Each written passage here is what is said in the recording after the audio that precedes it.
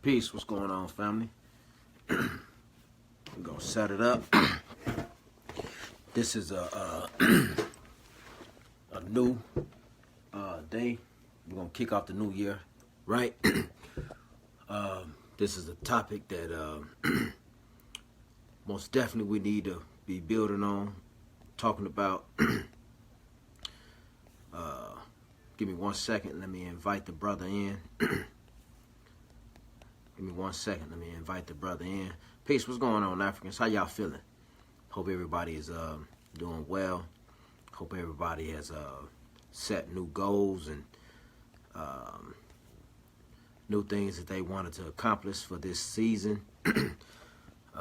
Many of us just went right on, kept going on right to business because we are focused on things that we most definitely want to do. Not saying that we have all the answers or that we can't improve on any things, but we have our things that we most definitely want to see happen, and we are already making it happen. So, with that being said, I'm waiting on my brother to come in so I can add him in. There he is. There go my brother. Okay.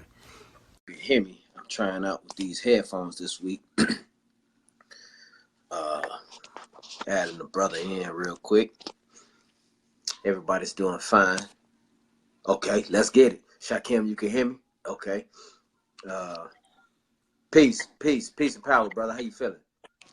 Peace. Revolutionary greetings. Man, revolutionary greetings. Peace, everybody. Revolutionary greetings. I finally got the brother on. My brother Haki Kweli Shakur. My brother, I've been watching this brother for some years now. Going back, watching his old YouTube videos, paying attention to his activities with the George Jackson University, and kind of watching the brother with the provisional government of Republic of New Africa. So we most definitely want to get some clarity. We most definitely want the brother to give us some insight.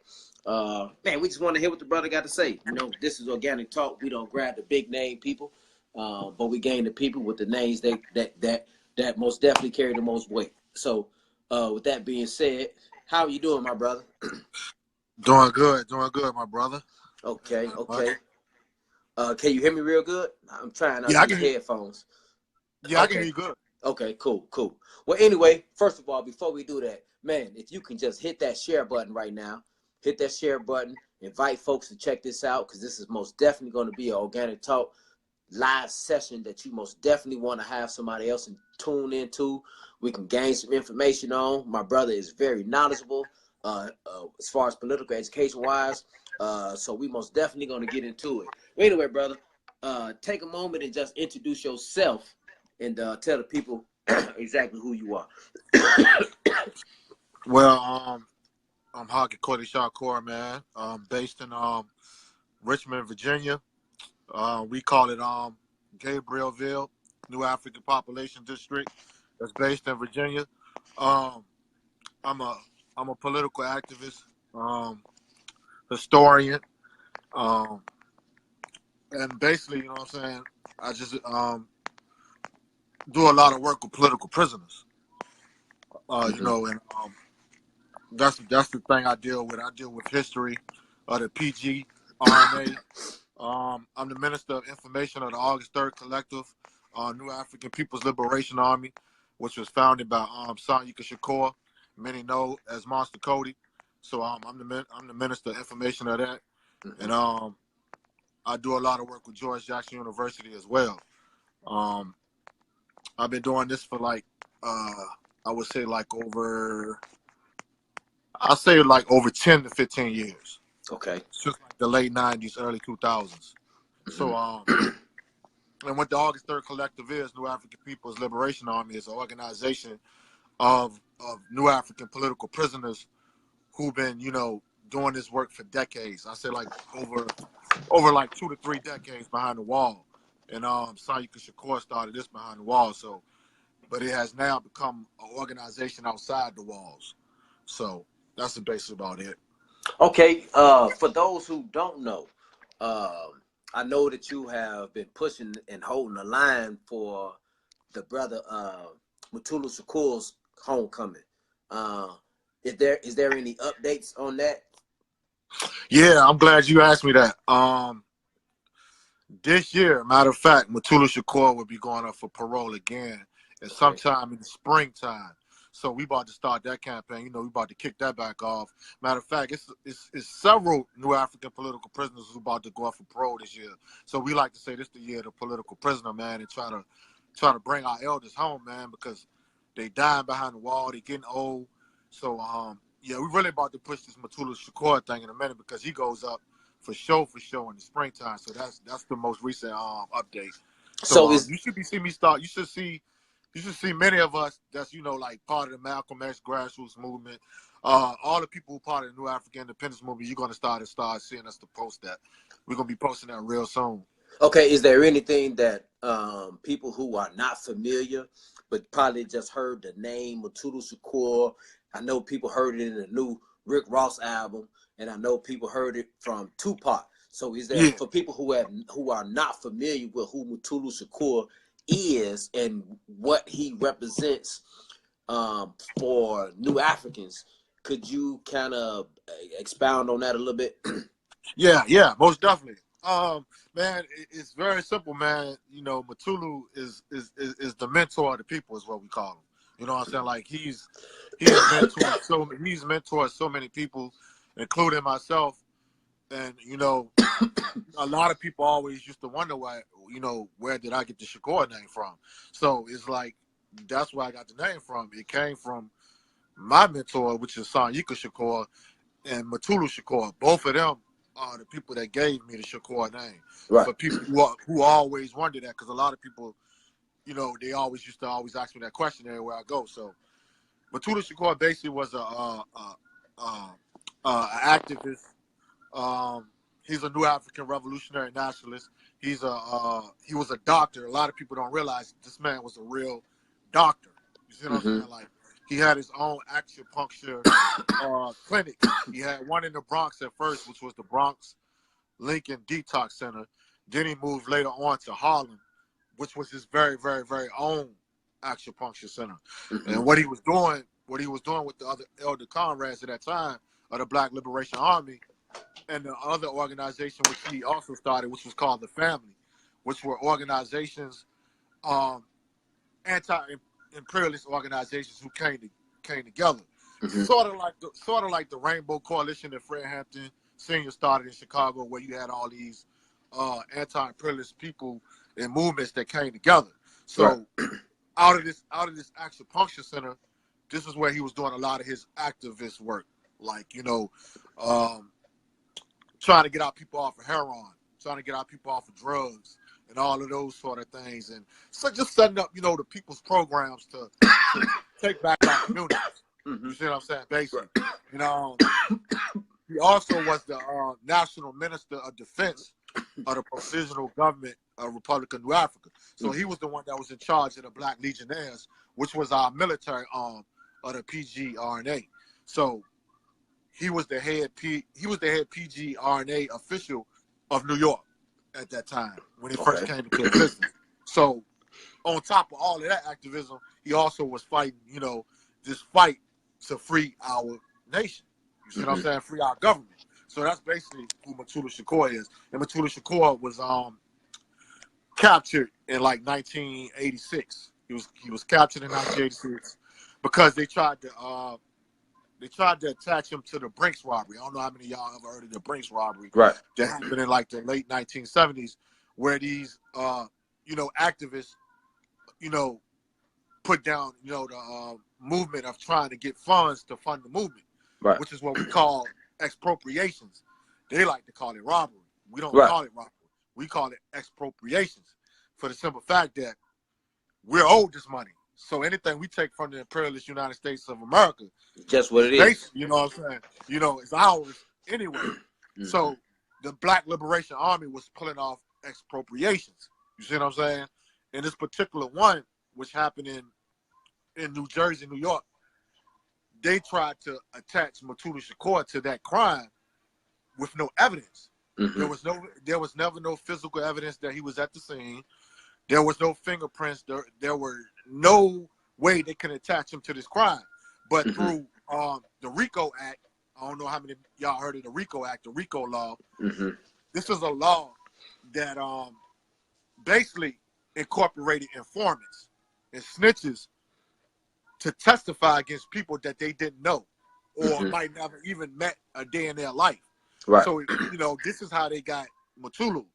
Like they had like a snitch who got on the stand and lied and tried to say Mutulu was the mastermind and he headed this organization of robbing banks, basically. Right.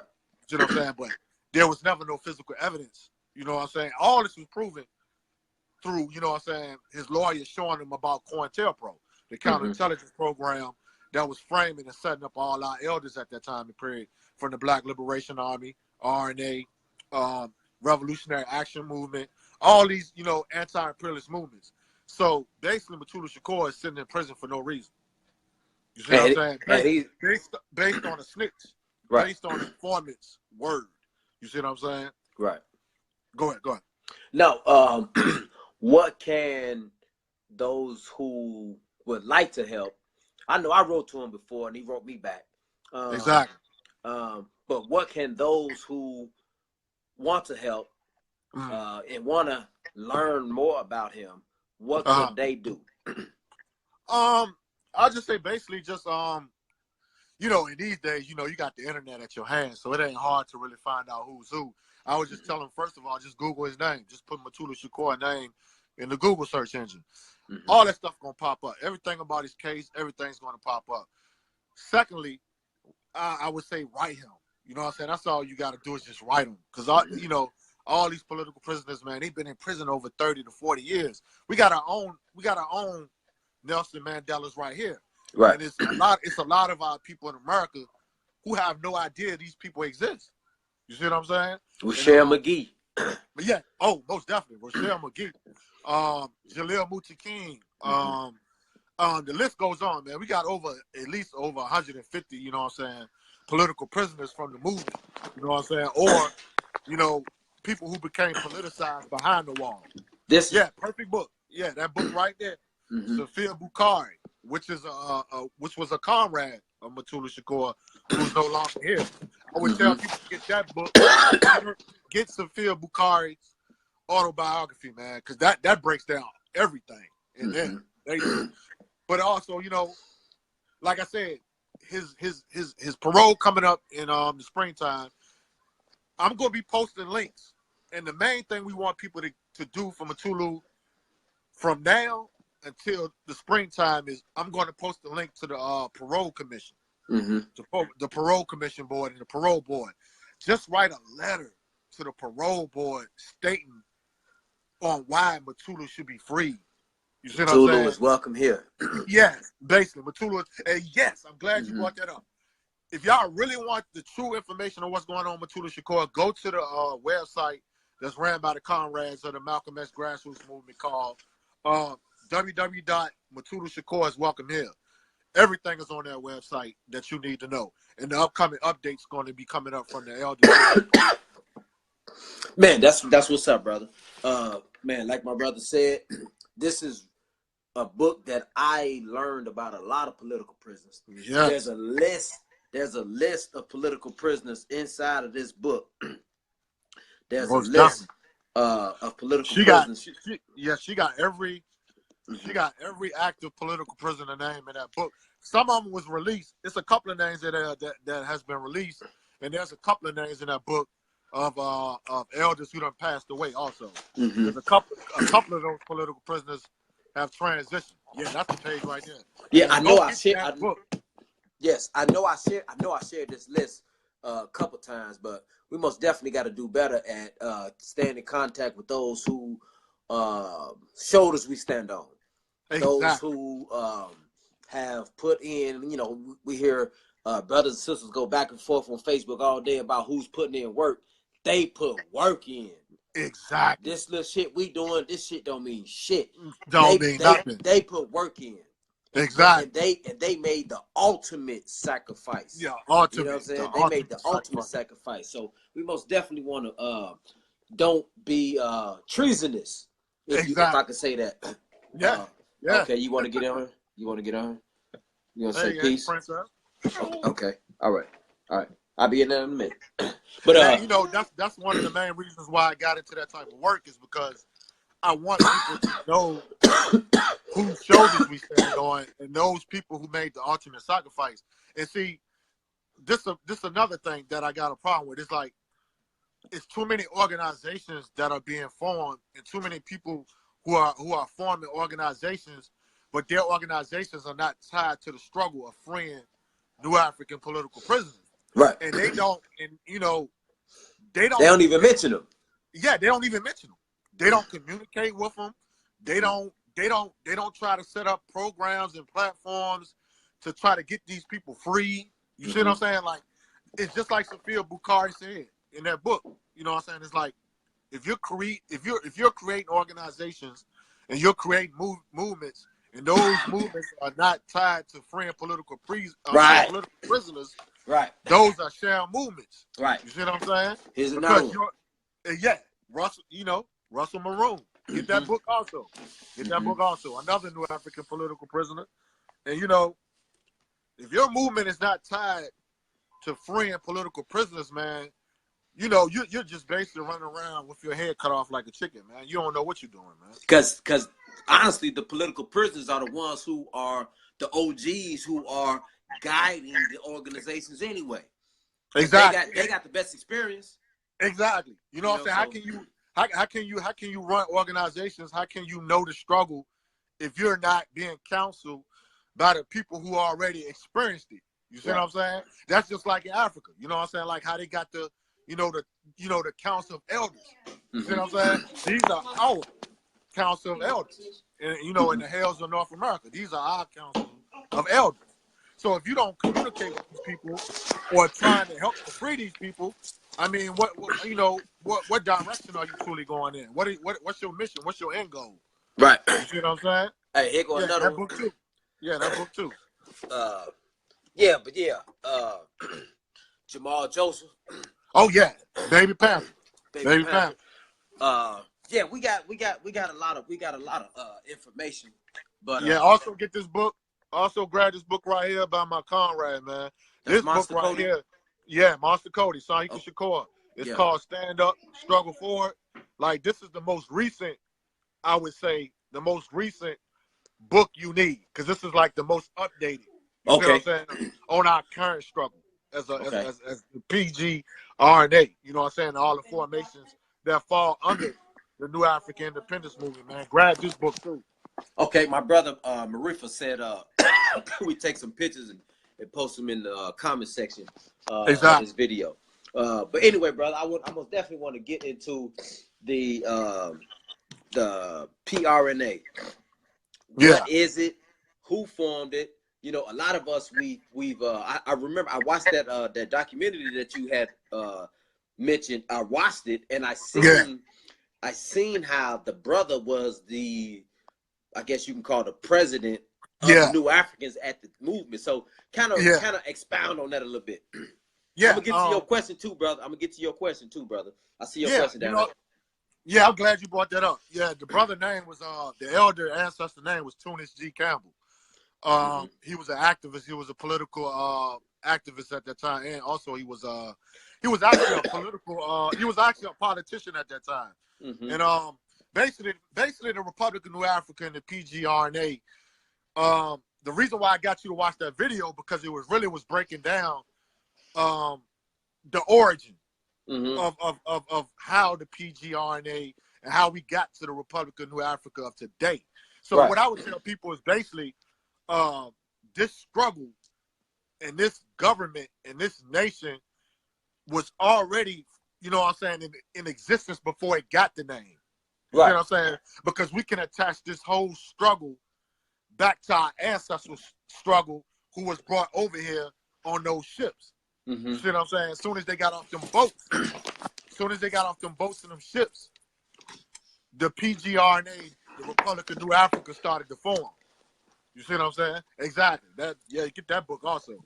And basically what we're saying is that we had a group of Africans that were brought here, you know what I'm saying, in chains, who was brought here in slavery. And their whole thing was, as soon as they got off them boats and ships, they have always resisted being governed. Yeah, also get that book right there by Afeni Shakur. All those books got the history of what I'm about to talk about. You know what I'm saying? All those books. Mm-hmm. What I'm basically saying is that all those ancestors that were brought off those ships, the day they got off those ships, they began, even while they was on the ships, they always began to resist being governed by Europeans. Mm-hmm. If you can understand what I mean by that, they never wanted to be they never wanted to be governed by Europeans. So when they got off them ships, their whole thing was, and I want people to really understand this, because a lot of people don't understand it. When they got off them ships, man, their whole thing was to get back to Africa, right? To get back to the motherland. So through those struggles and that resistance being forged, we started to become a different people through the oppression and the savage system of the capitalist system of slavery that they was going through when they started to be sold in slavery, and they began to start working on these plantations. Mm-hmm. But this the whole thing is that rebellions, they started to rebel. This is why all these slave rebellions started to spark off all through the southern states. Their whole thing was to get back to Africa. Mm-hmm. You see what I'm saying? That was their initial goal and aspiration, was to get back to Africa. But over time, when we started to form and started to become a new people, which I always got to mention this also, is that I want people to study the slave breeding system, the slave breeding period of mm-hmm. slavery that started in the state that I'm in right now, which is Virginia. Through this system, man, we got to understand that our identity and the way that we live and who we are started to change, because that imperialist European started making and forcing our ancestors to have torturous sex to breed more Africans to put on the plantation. Mm-hmm. So basically what I'm saying is that when we came here, we were Ashanti, we were Igbo, we were Fula, we were Ashanti, we were Cameroonians, we were Angolians, we were all type of different African tribes of people and nations when we were brought over here. But through this system of slave breeding, we started to become a different people because we were mixing different ethnic groups that would not usually mix in Africa. You see what I'm saying? Mm-hmm. So when we started to form and become a new people, we started to rebel. You see what I'm saying? We started to rebel at a high rate in the South. And over time, and I'm going to say this between the periods of 1500s and the 1600s, because we can even take this to the Caribbean islands. We mm-hmm. can take this to South America. All these rebellions that started to spark up in the diaspora, these Africans started to understand that they might not can get back to Africa. Right. You see what I'm saying? So they said, F it. Since we can't get back to Africa, we're going to start forming our own Africa right here in the diaspora. You see what I'm saying? So this is why you started to see Colombos started to be formed. And what I mean by Colombos is that you had Africans that started to set up free, independent communities, and ultimately they started to set up free nations, which was a rebellion that started in South Carolina. This is the first slave rebellion in North America, where these Africans rebelled against the Spanish colonialist empire, who had South Carolina was a Spanish colony. Mm-hmm. And so these Africans in the Spanish colony rebelled against the Spanish and set up their own independent nation right there inside of that colony. Right. So all these colonies started to pop up, whether it was in Mexico, whether it was in the Caribbean islands, South America, then it spread it into North America. This is where you get people like Gabriel Prosser, Nat Turner, Charles Desalon, Paul Kufi, Martin Delaney, all these type of people, Edwin McCavey, Benjamin Pap Singleton, the Gullah Nation, the Suwannee River Seminoles Nation, mm-hmm. Just North Carolina Maroons, the Dismal Swamp Maroons of Virginia. And this one ancestor that I gotta mention his name, which was Bob Farabi. This was a African chief that was in the Dismal Swamp in Virginia, off the coastline of Virginia. Mm-hmm. Him and Nat Turner was trying to set up an independent nation in the Dismal Swamp. Right. You see what I'm saying? So this was all I'm basically saying, that over this time and period between the 1500s to the 1900s, and I'm gonna say around the time and period that you mentioned, which was Reconstruction, mm-hmm. the Civil War period. This is the period when the especially around the Civil War period is what people really need to study, which is the Reconstruction period.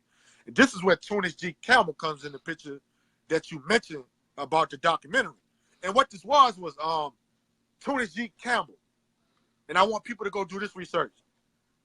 During the Civil War, it was this general called General T. Sherman. He was a part of the Union Army of the United States of America. So he went all through the South defeating the Confederate States Army. So once he got to Georgia and pushed that Confederate Army into defeat, he had a bunch of Africans that were free. He freed these Africans all through Georgia and I would say a little bit of the borderline of South Carolina. So all these Africans were being freed. They didn't have nowhere to go. Right. You know what I'm saying? So they just was following General T. Sherman. So they followed General T. Sherman all the way to like the shores. I know y'all heard of the Georgia Islands off of the coast of Georgia. Mm-hmm. So they followed him all the way to the end of this coast. And so General T. Sherman got back in contact with the Union and the United States government and President Lincoln and them. So he was telling them that, like, yo, I got these bunch of Africans that's following me and they free and I don't know what to do with them. So General T. Sherman proposed to Lincoln that, yo, we just gonna get them this land that's on the Georgia Island coast and give them this land and they do whatever they want to do with it. Right. You see what I'm saying? So basically, this is when Tunis G. Campbell was brought into the picture. He was a politician from New Jersey. He moved to the South. He came down to Georgia when he heard about what was going on with the Georgia Islands. So this is when he came down there and he started to foment a government. You see what I'm saying? And this is called a Special Field Order 15. People need to research the Special Field Order 15 because this will tell you everything that you need to know about the struggle of the Republic of New Africa. Hey, bro, could you type that in there? Because I was just about to ask you about that too, to go in on that field order. The Special Field Order 15. Yes, yeah, let me type it. I'll type it. For the life of me, I can't. I don't know what to type, what a pen stuff out of here on this joint. Yeah, I think you got to hit like the. I think you got to hold down like on the comment or something like that, and the pen will pop up. Yeah, Special Field Order 15. The reason why I'm always telling people to research that is because you have to get the understanding of what happened at the end of the Civil War. Mm-hmm. You know what I'm saying? Right. Even though this struggle predates what happened in the Civil War as far as us wanting our own government on this land. You know what I'm saying? But the Civil War period and the Reconstruction period would truly explain how PGRNA and the Republic of New Africa came into existence, though. Because, okay, let me explain this part also. I know many people know about the 14th Amendment, 13th Amendment, 15th Amendment.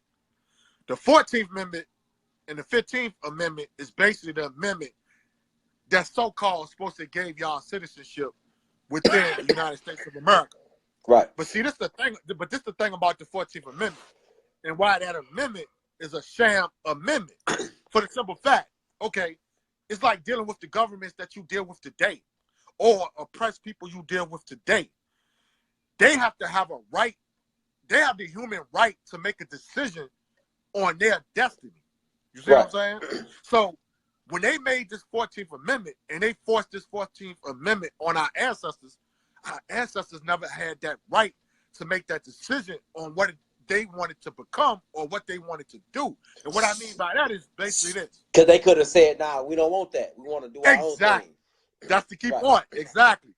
They never had the right to make that decision on saying that, whoa, like, I don't want to be a part of your government.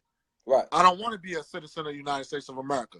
Which let me remind you, at that time and period, a lot of our ancestors never ever wanted to be a part of the United States of America government and citizens. Right. Like I told you earlier, they either wanted to go back to Africa. You see what I'm saying? So if they couldn't get back to Africa, what you think their next choice would have been? Start their own. Exactly. Be on our own. You see what I'm saying? So this is basically what the Republic of New Africa is saying. That look here, we have 3 steps and 3 choices that we could have made back then in the Reconstruction period on what we wanted to do as African people. 1 is to repatriation back to Africa. 2, hey, many of our ancestors could have had the right to integrate with the white man and to integrate with the government. They could have had the choice to choose to, hey, I want to be a part of the United States of America as a citizen.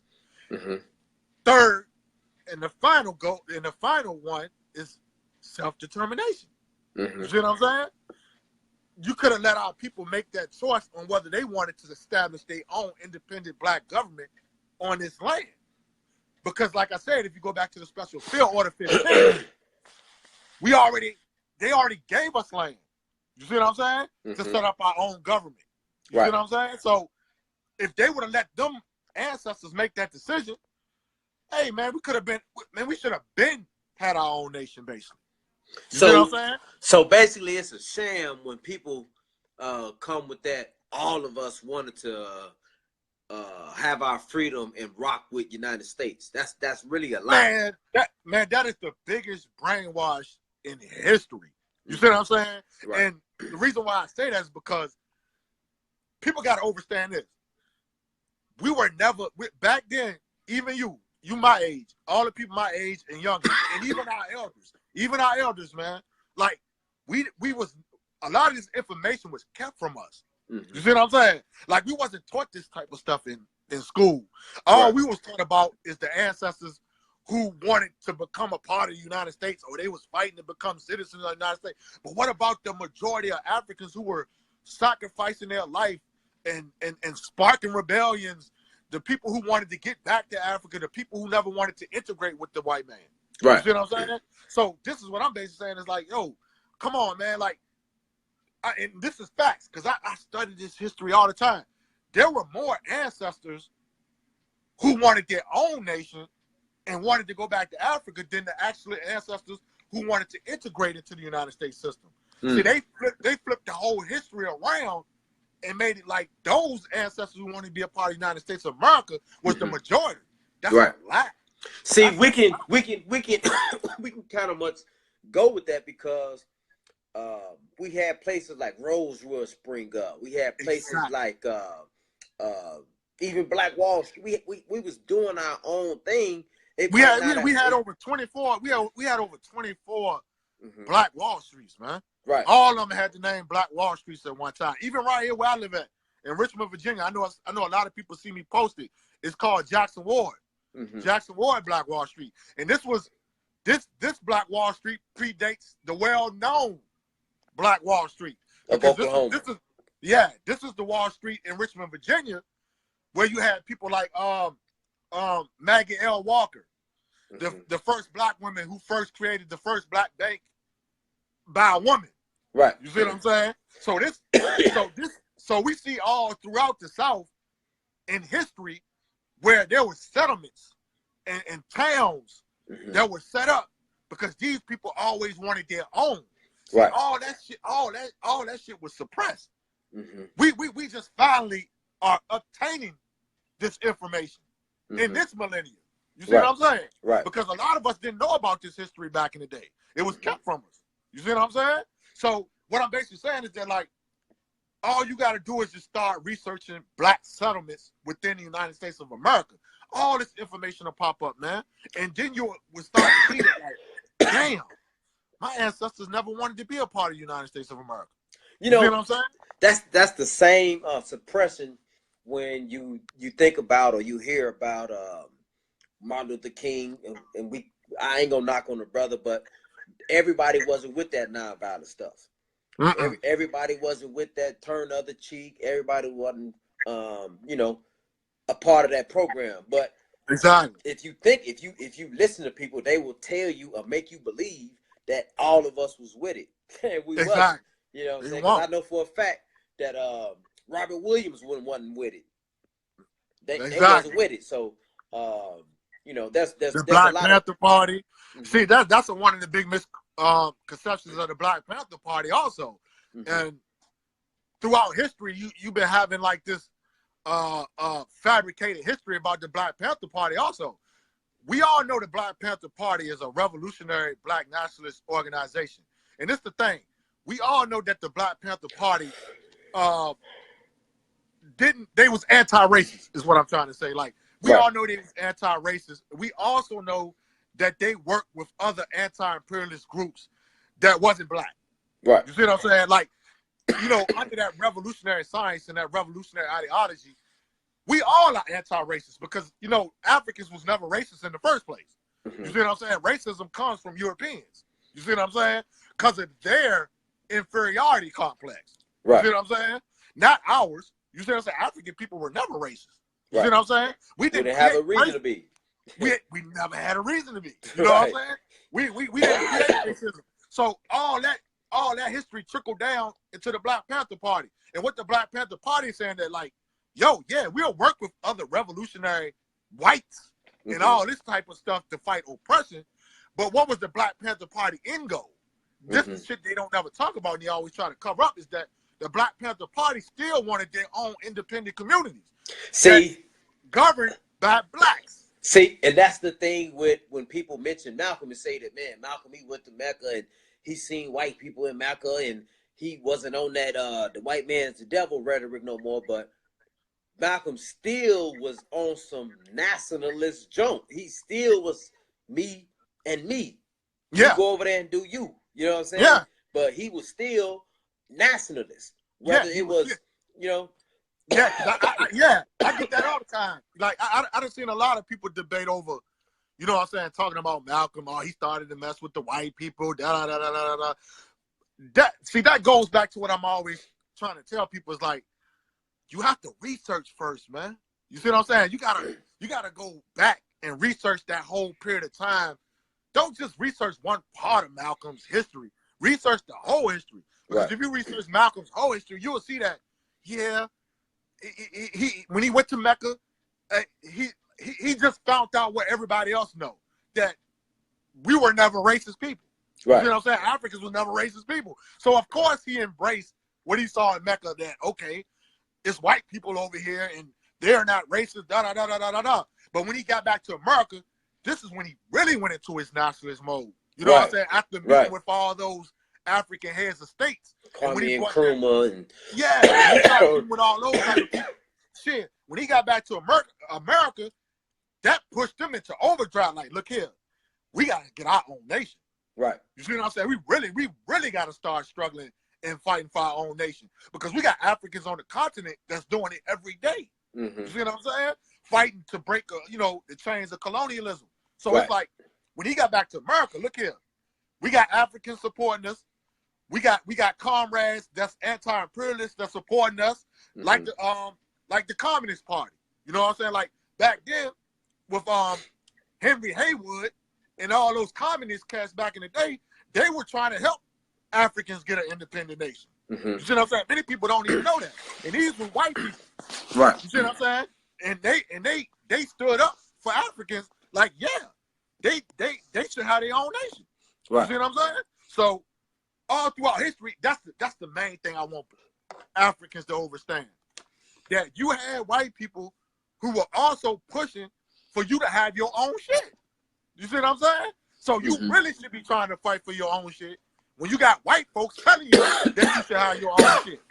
You see what I'm saying? And we can't necessarily say why they was pushing it, but nonetheless, they were still pushing for it. Exactly.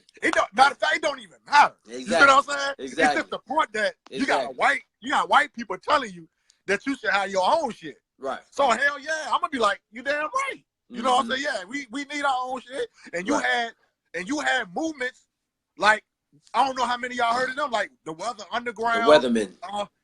The Weathermen and all them. What you think they was doing all that for? They was helping Matulu and all them to try to get the funds and everything that they needed to help them establish the black nation. You see what I'm saying? Like, okay, we'll help y'all. You see what I'm saying? Y'all need your own nation. You see what I'm saying? So this what really messed me, this what really messed with my mind when I see integrationists.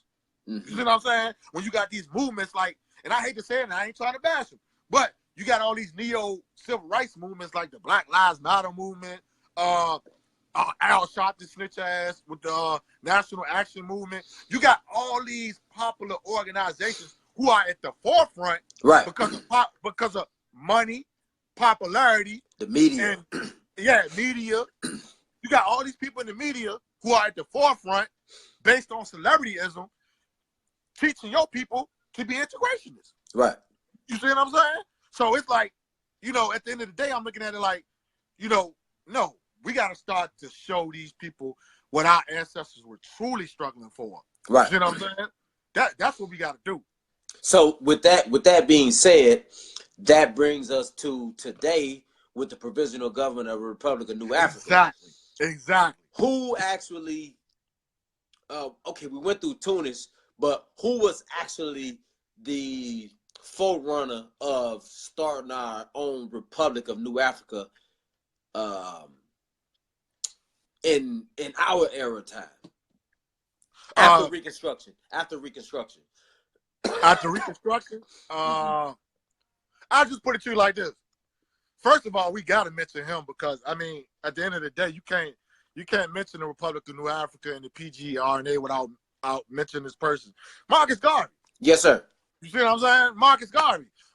Marcus Garvey is the Black Print, man. You know what I'm saying? Even though, at the end of the day, we know Marcus Garvey end goal was to get us back to Africa. Right. But see, this is the thing people don't talk about with Marcus Garvey.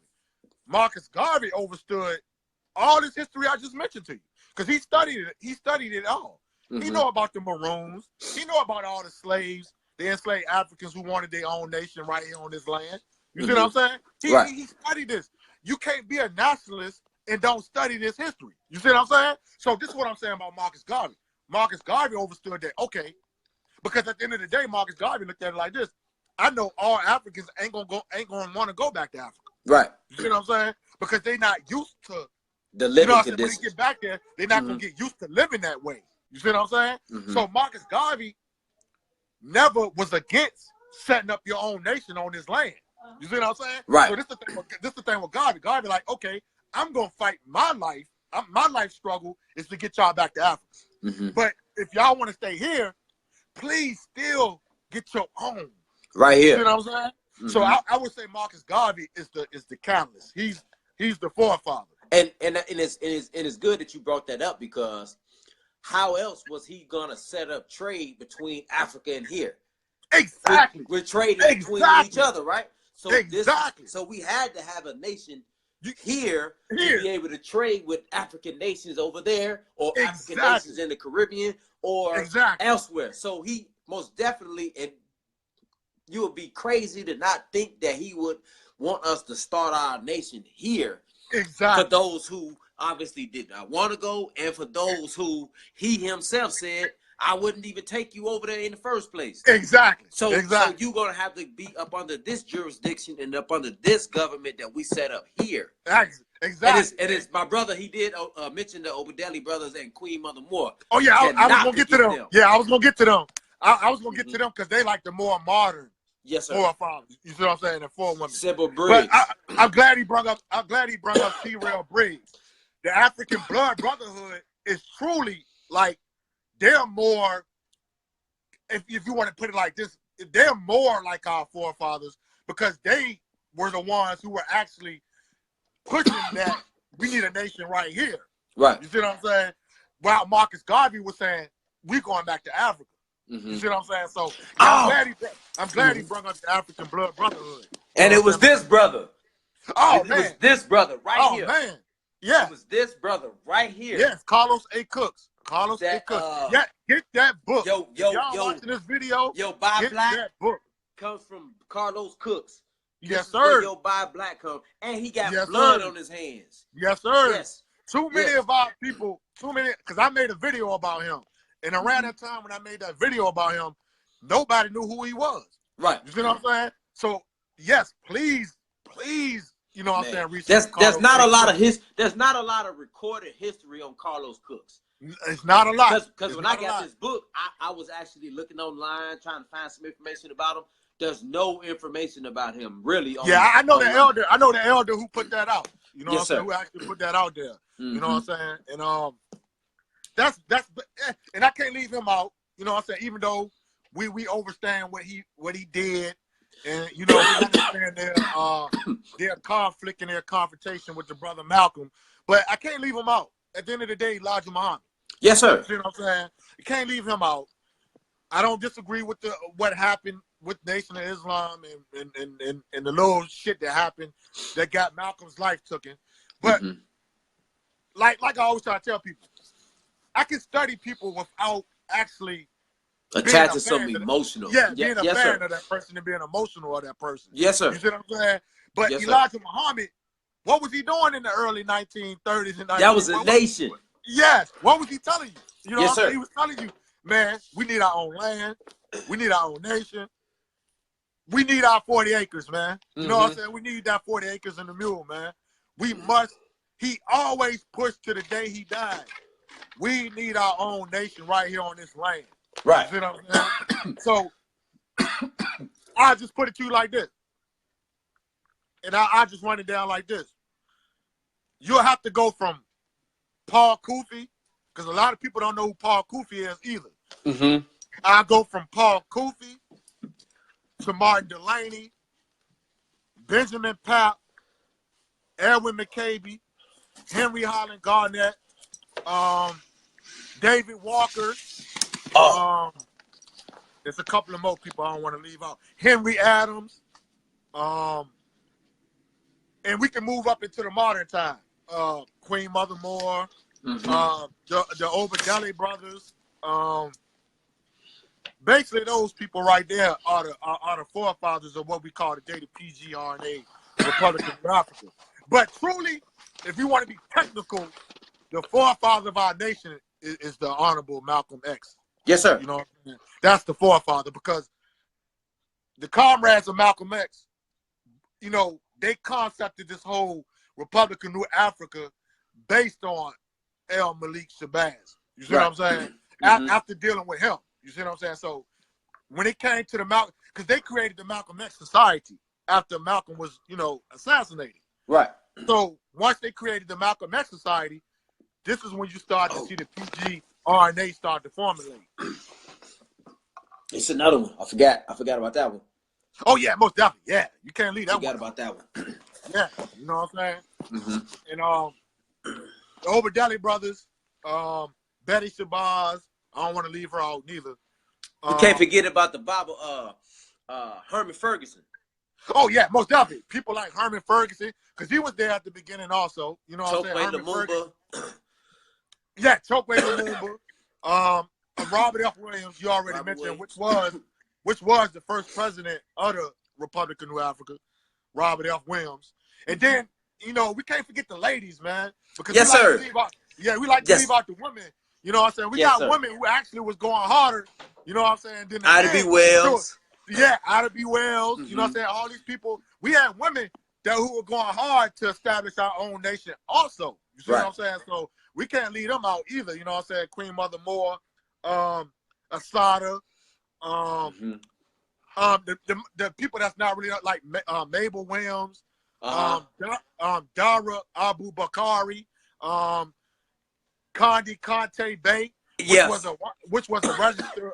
She was a registered Washita Moore, but she's actually a citizen of the Republic of New Africa also. These are the four mothers of the nation. You see what I'm saying? We can't forget the women, man, because there's no nation without the women. Right. You know what I'm saying? So we got a lot of, you know, there's a lot of, you know, revolutionary, you know what I'm saying, nationalists that's out there that's not being talked about. Or many of our people are not aware of. You see what I'm saying? And I also, let me go ahead and throw this in here, because I want the people to also know this also. We don't have an official website, you know what I'm saying, that's up far as on the web, but we had a page right here on Facebook. Right. Just type in the Facebook provisional government of the Republic of New Africa. Can you type it in there, bro, in the comment section? Yeah, I can type it in. Let me type it in. Yeah. Because we most definitely don't want to give nobody no chance to say they didn't know. Yeah, exactly. Is there elections coming up? The elections just passed. Okay, and, they just passed. They just passed in September and like October. And hold on, let me type this in real quick. Hold on. Provisional. The PGRNA found in documents Queen Mother Moore was the first signer of the Declaration of Independence. Exactly. Let me mention that. Also, a lot of people want to know where the nationality far as New African come from. The nationality that we chose far as New African as our nationality came from a black woman, Queen Mother Moore. Mm-hmm. Queen Mother Moore is the one who came up with the New African nationality. A lot of people don't know that. They think it was a male who came up with that. But overall, collectively, those 500 nationalists that came to Detroit in March of 1968, they all collectively came up with this whole outline of being a New African and a New African identity. Speak on that meeting right there. Yeah, I'm going to speak on, hold on, let me type this in real quick. Yeah, speak on that meeting right there because,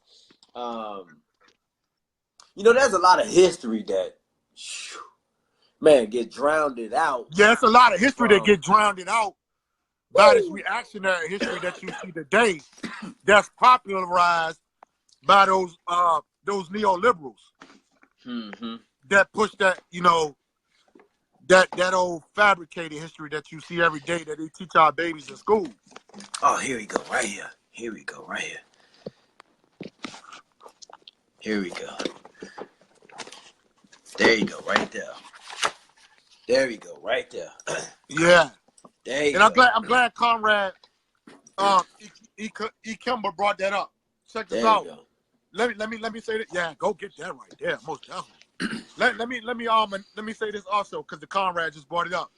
In Detroit this year marks the 50th anniversary of the provisional government of Republic of New Africa. So New African Nation Day will be held in Detroit, where those 500 nationalists signed that document. New African Nation Day this year is in Detroit. So that's this year. This year, 2008. March 20th, I think it's March 28th through the 31st. My brother put it on there. It's March 30th through April 1st. Yeah, there you go. Yeah, March 30th through April 1st will be the 50th New African Nation Day. So if you can get to Detroit, if you can get there, man, I don't think you want to miss that. You know what I'm saying? Because this is historic. Because check it out. 50 years. That's a half of a century. Right. You know what I'm saying? Of a government that many of our people in America don't even know of. Right. You see what I'm saying? So this year and forward, we must start to really push this information and to get out into these streets and organize and to tell and to show our people that this exists. Because right now, man, I hate to say it, man, all these neo-civil rights movement, they got the mind of our people, man. Whew. You know what I'm saying? They got the mind of our people.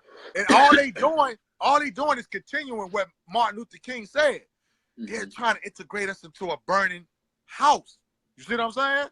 Because at the end of the day, bro, those organizations like Black Lives Matter, the popular activists you see on CNN every day, bro, they're not telling our people the truth. You see what I'm saying? They're giving them false freedom. They're giving them false hope of freedom. And what I mean by that is that you think you can change the laws of your oppressor.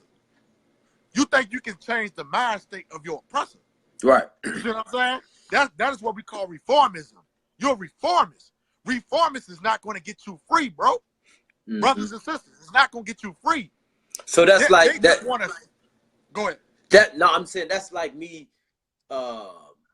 laying a lick down on you, and then you feel as though you can come on my side and try to sweet talk me, and somehow I'm finna change the lick that I already laid on you. Exactly. That I'm already prospering off of on you. Exactly. So how, for the life of me, I be kind of confused how our people feel as though if we can all agree that the system was built on our backs and wasn't built for us, how Exactly. do we think that we're going to change that system to make it fit us? Impossible. It's impossible. Impossible. And then, and this is what makes it even more deeper. Them same organizations that you see on CNN and them same quote unquote supposed to be our leaders, they know this. They're not stupid. They're not stupid because a lot of them elders of that reform movement that's going on now, they was around with Malcolm X and all those type of people. Right. They was around with Queen Mother Moore. They know who Queen Mother Moore is. You see what I'm saying? They know what she was about. So that what makes it even more crazy that people like that back then, that was there back then, are on TV telling our people, trying to get our people to change laws and to try to integrate more into a system that they know that's not for us. Right. You see what I'm saying? We didn't see it just now with that whole it was a phase of the body camera. When all our brothers was getting murdered. Exactly. We need body cameras. We need body cameras. I mean, Yeah. you got body cameras and the cracker still was whacking you. So what did the body camera do? Exactly. They was covering the body cameras up. They was covering them up. They was cutting them off. What did that do? That didn't do anything. So maybe we need to try something else. Gotta try something else. Maybe and that's all we trying to get. That's all we trying to get to the people. That's all we want them to. All we want them to do is just to think that, look here, there has to be another choice. You know what I'm saying? It has to be another way that we can get free from this oppression. And your oppressor can't give you the choices. Exactly. How is your oppressor gonna give you the choices to get his foot off your ass? Exactly. When what he doing to you is benefiting him. Right. You see what I'm saying? What he doing to us is benefiting him. You see what I'm saying? So that's why you got to get into the mind state of, we got to cut him off. We got to cut them off. You see what I'm saying? So, and what's crazy about it is that I was trying to tell people this the whole year of last year. It's like, look here, man. You got movements, and last year was the ultimate high of these movements. You had movements of oppressed people last year that, and the white man was broadcasting it all on the news. You had oppressed people like Catalonia, the Kurdistans, the Biafrans, even the Puerto Ricans. We seen this at an all-time high of where we seen oppressed people come to the forefront. Like, look here, we want to try another way. We don't want to be citizens of your country no longer. We don't want to be under governance no longer. So you've seen a lot of countries of oppressed people or of oppressed people, period, that were pushing referendums in 2017. And what referendums is basically a vote that they push to the UN and they push to the world, or they push to the oppressed government that, look here, we want to separate from y'all. You see what I'm saying? So let me ask you this. How can the New Africans push a new referendum and get the people to actually see that this new referendum includes you too? Exactly. It's basically, man, I'm putting it like this, basically that people like me, you, or basically it's our government job. You see what I'm saying? As far as the PGRNA, but it's the job of the four nations that's under the PGRNA who are actually the ones who can get, boots on the ground and get hand in hand with the people. So it's up to people like me, you, all our comrades, the cadres of the New African Independence. We got to get in the streets, bro. We got to get in the streets just like the Black Lives Matter movement. And we're not doing that. I'm going to be honest. We're not doing that. Right. You see what I'm saying? That's our mistake right now. It's because we're letting reformist organizations dictate our people's mind.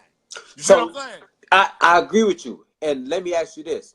So I know I've heard this all the time where brothers and sisters who are serious about grassroots organizing, they will say, there's many of us that don't want to be in the limelight and don't want to be in the front.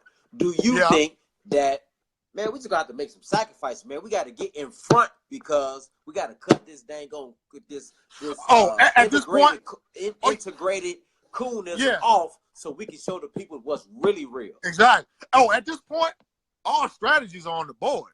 Right. Ain't no strategies off the board. You see what I'm saying? If you got to make that sacrifice to try to, you know, I hate to say it like this, but to try to infiltrate into the bourgeoisie class of all these rich folk and all that type of shit. If you got to try to sacrifice to get in there to get this information amongst those people, you're going to have to do it, bro. Mm-hmm. You know what I'm saying? Because there's no strategy off the table right now. You know what I'm saying? Because right now, we down. We down right now. You know what I'm saying? Because we rebuilding. That's why you always hear say the phrase of rebuild. Mm-hmm. That's a popular quote within the PG and RNA. You know what I'm saying? Rebuild. Because we are rebuilding. Because a lot of our elders done passed away. A lot of our elders still behind bars. You see what I'm saying? So it's up to the generation of me and your age. Right. You see what I'm saying? And younger. We got to get boots on the ground and start to, you know, take this information into the streets.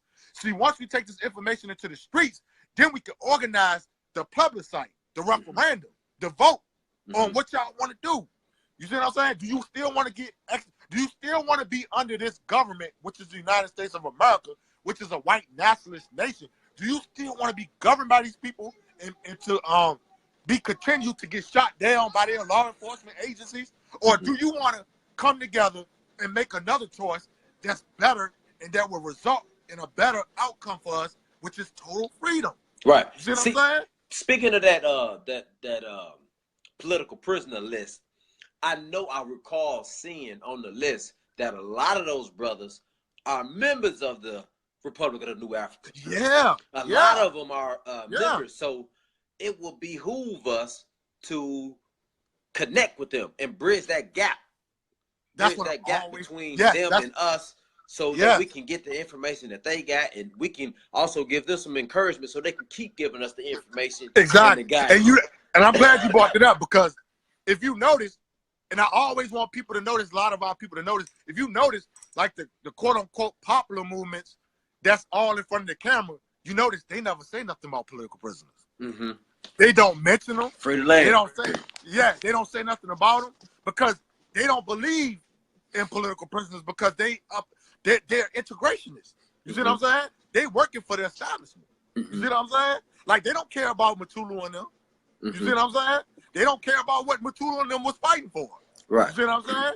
So that's why a lot of the political prisoners you see behind bars are citizens of the Republic of New Africa, because that's what they believe in. This is what their struggle was for.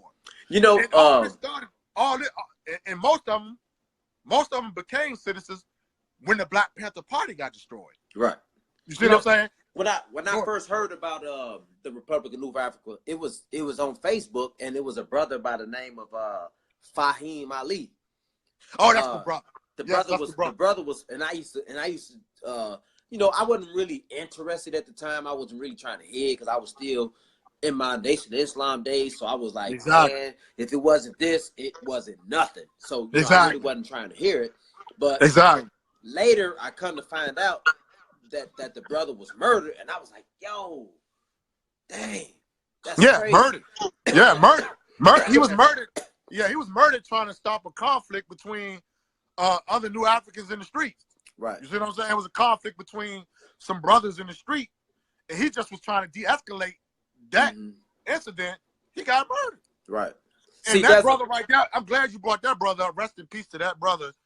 He's with us from the ancestral land. There's a lot of blog talks with him on it still. So yes, if you want to go back explaining everything me and you talking about right now. You see what I'm saying? And like, matter of fact, I'm gonna be honest with you. Like, he's one of my inspirations. You see what I'm saying? Because I got to chop it up with him. We went through all this. You know what I'm saying? He loved what I was doing. I loved what he was doing. You see what I'm saying? We got to talk about all this. That brother was a starch grassroots organizer. Right. See what he was doing? He's a prime example of what we need to do now. Because this brother was in the streets. Right. He was in the streets. He was in the streets teaching about the PGRNA, the Republic of New Africa. He was bringing that information to the streets. You see what I'm saying? That's all we got to do. We just got to get back into the streets. We really got to start incorporating youth. We got to get this into the youth. Right. Because some of these adults, we ain't gonna be able to reach them. They gone. Yeah, it's sad to say, but it's a reality that a lot of our brothers and sisters will be spinning our wheels. Yeah. We'll be spinning our wheels. But if you grab these young people, they 13, 14, 15, 16, 17, grab them and put these books in front of them, start not being like a big brother to them, but just going to see about them, man. Going and seeing what they need, going listening to them. That's a lot of times they just want us to shut up and listen. Stop trying to tell them what to do. Exactly. You know what I'm saying? Exactly. And I'm gonna give you a prime example. I'm gonna give you a prime example. We have to get with them students that's on them college campuses. Yes, sir. Because a lot of those people are don't great realize. Minds. Yes, because they have the great minds. You see what I'm saying? And they can reach more youth outside of the campuses. And the reason why I say that is because a lot of people don't realize a lot of this revolutionary stuff that took place in the 60s and the 70s started on college campuses. Yes, sir. You know what I'm saying? A lot of people don't know that. You see what I'm saying? Yes, and sir. it's a lot of radical students on college campuses. Right. Who are willing they wait. They wait. They waiting for this information, man. Because here in Richmond, Virginia, I had the chance to, conversate with a couple of, students on campuses. And a lot of them never heard of the PGRNA. Right. The Republic of New Africa. Man, you should see how excited they was. They was like, this exists? Right. Really? Like, how can I join? Like, you know what I'm saying? That's how they was coming at me. Like, I want to join that. Like, how? Like, I never heard of this before. You know what I'm saying? So that would be our key strategy. Our key strategy would be to get on these. Go ahead. Sorry, brother. My brother Bomani Williams say, how do we become members? Basically, brother, I would say to you this: you're already a citizen. You see what I'm saying? Yes, sir. You're a citizen by birthright. Yes, sir. You see what I'm saying? But if you want to be more technical about becoming a citizen of the Republic of New Africa, go to that page. Go to the page. The one that you typed in on Facebook. Yes, sir. Or contact. Look. Quasi Ifitayo just commented to my brother Bomani Williams. Okay. If you see the comment in the comment box, that is our vice president of the current PGRNA, which is Quasi Ifitayo. He left his contact information in the comment box. Okay. Get in contact with brother Quasi.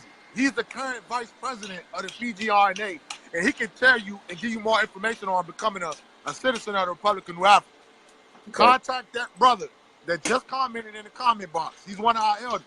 Quasi. He left his, that's who left his email. Yeah, that's his email. Okay. He's the current vice president of the Republic of New Africa. He can tell you how to become a naturalized citizen of the Republic of New Africa. Okay. Let me see what my brother said. Okay, he said all good. And he also said join us at the 50th anniversary of the PGRNA in Detroit, Michigan. Yeah, March 29th to April 1st on the 18th. Yes, sir. Yeah, the Nation Day. Yeah, Nation Day in Detroit. We most definitely want to get that information disseminated quickly and swiftly, so those who want to go that's not there in Michigan can most definitely make arrangements to make that happen. And I also want to expound on this real quick. Also,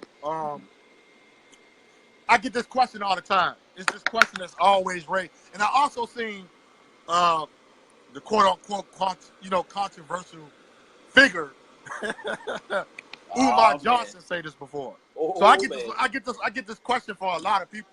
It's like why would y'all want to start an independent nation within the land of your enemy? Right. Because basically what I seen the other day, I seen a video of Umar Johnson the other day talking about people who believe in this goal of starting a black nation on North American soil is crazy, for the simple fact that we will be surrounded by our enemy. We surrounded by our enemy anyways. Exactly. Exactly. You see what I'm saying? And I just wanted to make this point that people like Umar Johnson. Okay, Umar Johnson is a Pan-Africanist, but this brother doesn't understand that we're Pan-Africanists too. You see what I'm saying? The PGRNA are Pan-Africanists too. So I want to address that because I get this question all the time, bro. It's like, why would y'all want 5 states out the South and be surrounded by your enemy? And I just want to answer that for the simple fact, shit, the Haitians ain't give a hell if they were surrounded by the enemy. Right. Look what the Haitians did. Right. You see what I'm saying?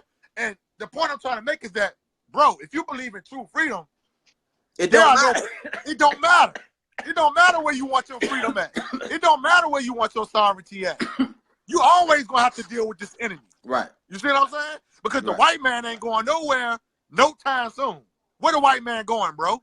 The white man ain't going nowhere. And Umar Johnson tried to make this point. He tried to say like if we go back to Africa, you know what I'm saying? Like, we gonna be good. Brother, this brother don't understand it. Bro, in Africa, the white man is over there recolonizing Africa right now. They got look, brother Saeed. They got United States Army bases in Africa right now. So even if you go back to Africa right now, you still got to deal with that enemy. What's wrong, Mama? You still got to deal with the white man. John? You see what I'm saying? Okay. Dude is real reactionary. You know what I'm saying? At the end of the day, I think if anybody who has any ounce of logical, critical thinking skills, and they heard somebody say that, well, you could be surrounded by your enemy. Show me anywhere, even in Africa, where you're not surrounded by your enemy.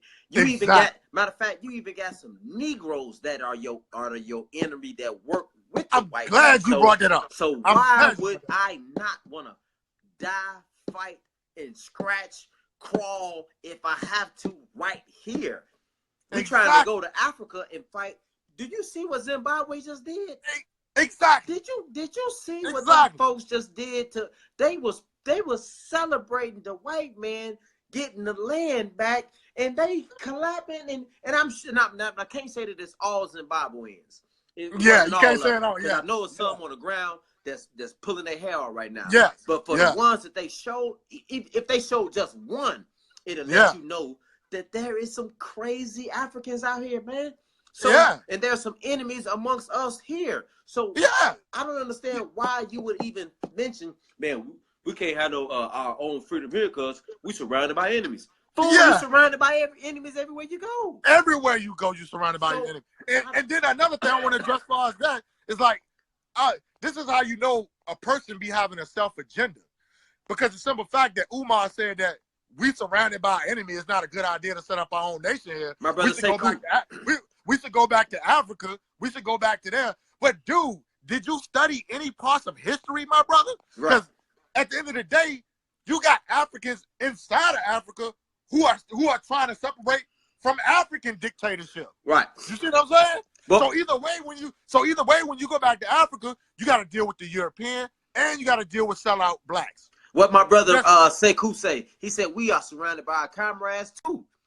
Exactly. We're surrounded by comrades too. Just like we're surrounded by enemies. Exactly. So, and it goes back to what you said. Some cats are too smart for their own good. They don't use logics. Man, you don't use logics, bro. And we not cowards. African people never been cowards, bro. Like we fought for our freedom no matter where the hell we at. Mm-hmm. You see what I'm saying? Like, you think those maroons, you think our ancestors in slavery gave a F on who they were surrounded by? We surrounded by our enemies. Man, that sound like some that just listen to that sounds like a defeated African. Exactly. I'm not gonna even shoot for my freedom because I'm surrounded by my enemies. I'm surrounded by my enemies. Because I seen this in a discussion the other day, and I seen somebody post a video of Umar Johnson discussing that with another brother. Mm-hmm. And I was just listening to it, and I'm like, this guy sounds like a straight defeated coward. You know what I'm saying? And like you just want Africans to follow you because you say you the pan. What do you call yourself? The Prince of Pan-Africanism. Boy, bro, stop. How egotistical you are. You know what I'm saying? How egotistical you are. Boy, you the prince. You the prince of what? Man, ain't nobody who gave you that title. Who gave you that title? Ain't nobody get this. Ain't about no titles, brother. This is about sovereignty and liberation, brother. I don't know what you fighting for. Right. You see what I'm saying? Yeah. Now, you know, at the end of the day, we know what he's fighting for. Man, listen. Hey, you right, brother. You right, brother. We not picking on the brother. We just stating facts. And we we just having an ideological, you know what I'm saying, sparring session. But we most definitely have to speak truth, brother. We cannot stop because of somebody's little status or whatever. We can't say nothing against them. We most definitely gonna speak facts.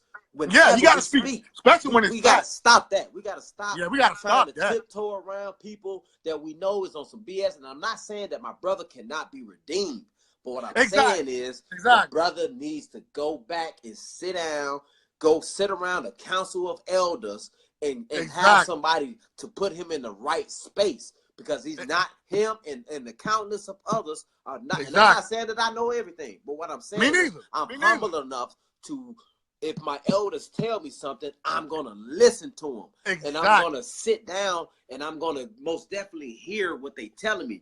So we're not bashing on the brother, or we're not saying anything wrong, but we're speaking the fact that African people must know. It's time. We are behind the 8 ball. The 8 ball is about to run us over, and we worried about hurting somebody's feelings. Man, forget. I will run you over before I allow you to continue to lead African people down this road that's going to get us murdered. So forget your feelings. Forget whoever feelings. I don't care about your feelings. You know what I'm saying? Yeah, you know, a lot.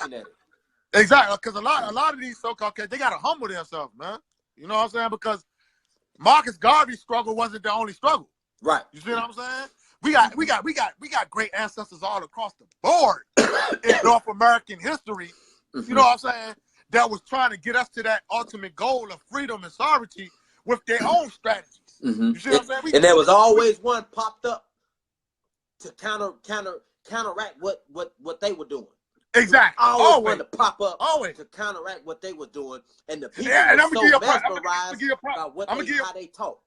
I'm gonna give you a prime example of that. And it's not to diss the brother. You know what I'm saying? He's an elder also, but it's the same thing that happened with I know you heard of him, O'Malley, the leader of the African Socialist Party. It's crazy that you bring that up. I don't want to really go into that situation, but no, I ain't gonna go into it. Yes, it's the same thing that he did. It's the same thing that he did to Amari Obadeli and Chokwe Lumumba in there. Yes, sir. You know, he tried to come and that new African stuff, you know what I'm saying? Like you say, it's always one. And I love O'Malley. I love him. But at the end of the day, we're not going to allow you to come into this space with that type of energy and try to, tear down everything Amari Obadeli and all these great leaders tried to come with their own strategy. Right. You know what I'm saying? These were Malcolm comrades. See, you know and we also see what he just did with that whole Ghazi thing. So we definitely not supporting that at all, bro. We don't support that at all. So I don't support that. True Pan-Africans, we most definitely don't support that. We do not support that at all. That's what that brother want to do. Y'all go head over there and do that. But we most definitely ain't supporting that. We not supporting that at all. Yeah, I can't support that. Nah, we're not supporting that. He lost his marbles a little bit, that one. We're not supporting that. So tell me, the process of a brother and sister who recognizes that, hey, I am a citizen of the New African Republic. What are their? Because I know that the citizens have some duties. You're not just going to sit around and just sit on your hands and not going to do nothing. What are some things that brothers and sisters can expect? Because I know there's probably some people who watching it now and they like, okay, I'm gonna go ahead and email the brother and I'm gonna do this and this and it's like the Moors. I got my card and I got my card. I wear my fez and now what? I would basically say this, man. Like, download the New African Creed. You know what I'm saying? The New African Creed basically explains, you know, New African citizens and what your participation is expected of. You know what I'm saying? It's 15 basic, you know what I'm saying, principles in the New African Creed that they can read and understand what their duty is to, you know, the PGRNA and the Republic of New Africa. But I would also say this is like, you know, once you recognize that you're a citizen of the Republic of New Africa, wherever you live, because it doesn't just apply to the 5 states of the Republic of New Africa. You know what I'm saying? We know that's the territory. Right. But we have citizens all across the United States of America. You see what I'm saying? I would say this. Whatever community you in, whatever city you in, whatever state you in, begin to start little study groups. That's the most important thing. Start study groups. Incorporate blacks in your community to come out to these study groups so they can begin to learn about the PGRNA. What will be entailed in a study group? Okay, my brother said the Code of Umoja too. Yeah, of course. The Code of Umoja, and basically the New African how can I put it? The what you call it? The Declaration of Independence. Yes. Oh yeah, also download that also. The Republic of New African Declaration of Independence. You must know all this stuff. And basically like all of those things is what you would bring to the study group. Are you at liberty? Are you at liberty to put those things on this feed when we get done? Yeah, when we get done. Yep. Okay. Exactly. Okay. I can put the links or the people who watching. If you had the links, put it in the comment box for them. You know what I'm saying? And I would say this, like, formulate a reading list, formulate a book list. You know what I'm saying? If to bring to the study group. Get all of the books that we were talking about and discussing on this video. And I think on my website, I think I got pretty much of the book reading list on my website. So I can put them in the comment box also. Yes, sir. All these books, you know what I'm saying, that we have that's talking about the PGRNA. And matter of fact, let me say this. Matter of fact. Maybe this wasn't such a good idea after all. This yes, right sir. here. Yes, sir. We most definitely got that. The book by Jalil Muta King called "We Are Our Own Liberators." I recommend them to get this book because this book breaks down our whole struggle. Also, get this book by Tiba Shani, Owusu Yaki Yakubu. This is basically, and I don't like to compare it to that book, but this is like our Bible right here. Okay. You know what I'm saying? It's called Meditations on Frantz Fanon.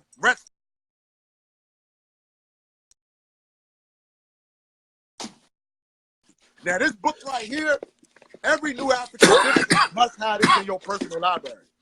Because this book right here will break down everything you need to know about our struggle. Right here. This book right here is what really, really, really.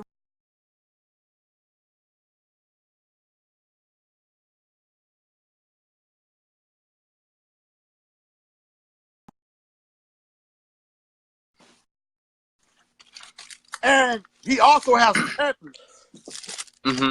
Also, by the same comrade, elder, who's also no longer with us. He transitioned a couple of years back. Owusu Yaki Yakubu. This is called Thoughts on What We Are Becoming. Okay. And this is also breaking down our struggle. So I'm gonna try to put all this stuff in your comment box when we get off here. Oh, we most definitely got to put this one on there. Yeah, exactly. Yeah. By Baba Akayele Umoja. We Will Shoot Back. That breaks down the history also. Yeah, we most definitely want to put that one on there. Most definitely put that on there. So basically, you know, we just have to compile all this literature because the literature is out here, man. You know what I'm saying? Like we got elders, comrades who done built up a great list of literature that can educate you on the Republic of New Africa. You know what I'm saying? So that's what we got to do also. So basically that I would tell all the citizens who are aware that they're citizens, start study groups in your city or just in your community. Wherever you live in this empire of America, start study groups. Because right now, you have all these popular leaders like Umar Johnson, all these popular cats out here. Man, they're not teaching you about this type of stuff. You see what I'm saying? They're not telling you to start study groups for political education on how to be a nation. You see what I'm saying? Right. You got a lot of cats out here who just running around. They just running around claiming it is. They holding up the red, black, and green flags. They doing all this, but they don't know what their struggle is for. Because I think most of those brothers and sisters are comfortable in their position right now. If of course. If you eating and you ain't outdoors and it ain't your family members that's being murdered by police directly, exactly.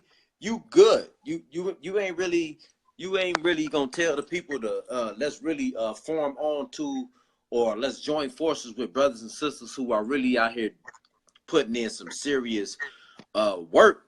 Of course, you're not gonna do that. You're gonna sit in your comfortable position and you're gonna continue to do what you do. You know, that's very true. That's very true. But you know, we gotta agitate, we gotta educate, and we gotta take them out of that comfortability. Because yes, sir. As you know, man, we're at war. You know what I'm saying? We're in a war. It's no time to sleep. You see what I'm saying? So we gotta agitate and educate our people, man. We gotta get them educated about the PGRNA. We gotta make them uncomfortable. At the end another of the one day. of our our political prisoners. Most definitely. Most definitely. But anyway, Jamal. Yes, sir. Most definitely. That was him and Chairman Fred exactly. Jr. I don't mean to cut you off. Yes, sir. Just like Vice President Kwesi just said, this is very important. Study governments. Study how the government. You see what I'm saying? Study government and study independence movements throughout history. That's all you need. Mm-hmm. That's all you need for the education. Matter of fact, here's a great one. Oh man, Thomas Sankara. Oh man, got to study Thomas Sankara. We gotta study him. We gotta study him. Who's ever watching this video, get that book. This book right there. Here. Get that book right there. What is it? A Woman's Army? Yep. A Woman's Army. So there was no male chauvinistic here. There was none of that male chauvinistic crap that you see where brothers try to put the sisters in the background and try to make the sisters feel less than what they are. Shoot, none of that.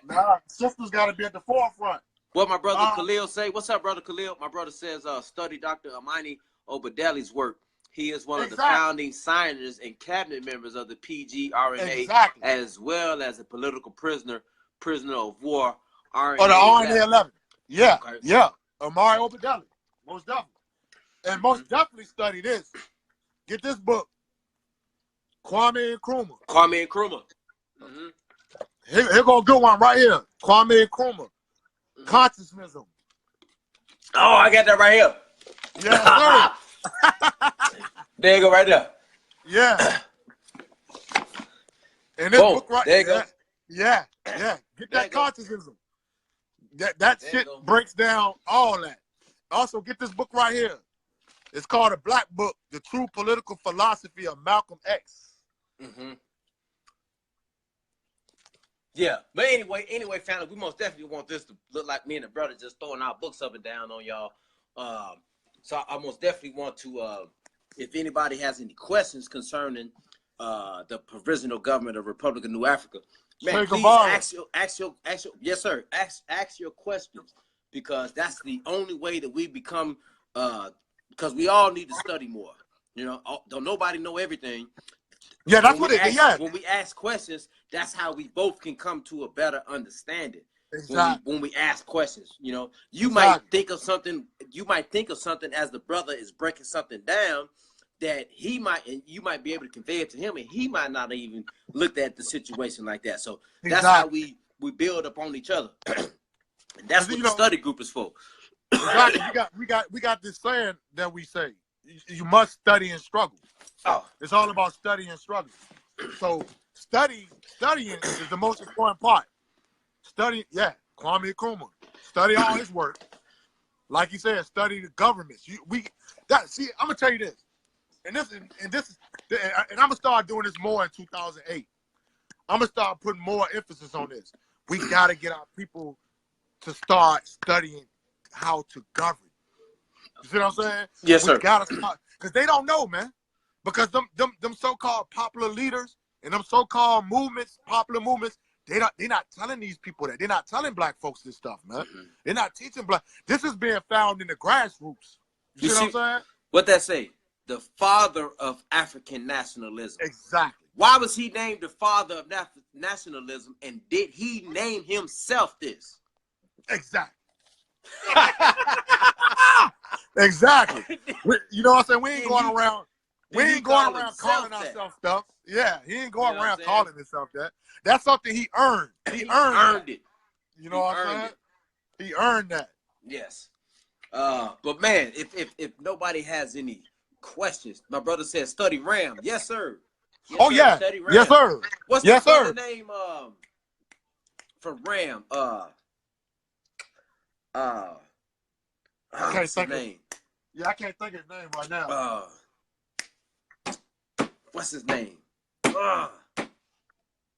Muhammad. His last name Muhammad. Gosh, I can't think of his name right now. It's Max. His real name Max. Yeah, his real name Max. Yes, sir. We talk about the same guy. Yes, sir. Most definitely study RAM. And you know you gotta. There's no way you can. There's no way. You can't have no library without that in there. Yeah, that's his name, Muhammad Ahmed. That's his name, Muhammad Ahmed. Because Max changed. Yeah, he changed his name. Yes, sir. Blood in my eye. You gotta have the blood in my eye. Hold on, what the blood in my eye? Man, I be having so many books, man. I be. Yeah, man. I got books everywhere. Having to look in my joints. But yeah, family. That's Max Stanford. That's his name. Yes, sir. Here we go. Yeah, that's his name, Max Stanford. Oh yeah, let me make this point also. This is another thing that we got to start to do also. Yeah, there you go. Yep. This something else we got to make. This point I want to make too is that you see this paper right here. This was the New African Voice that came out last year.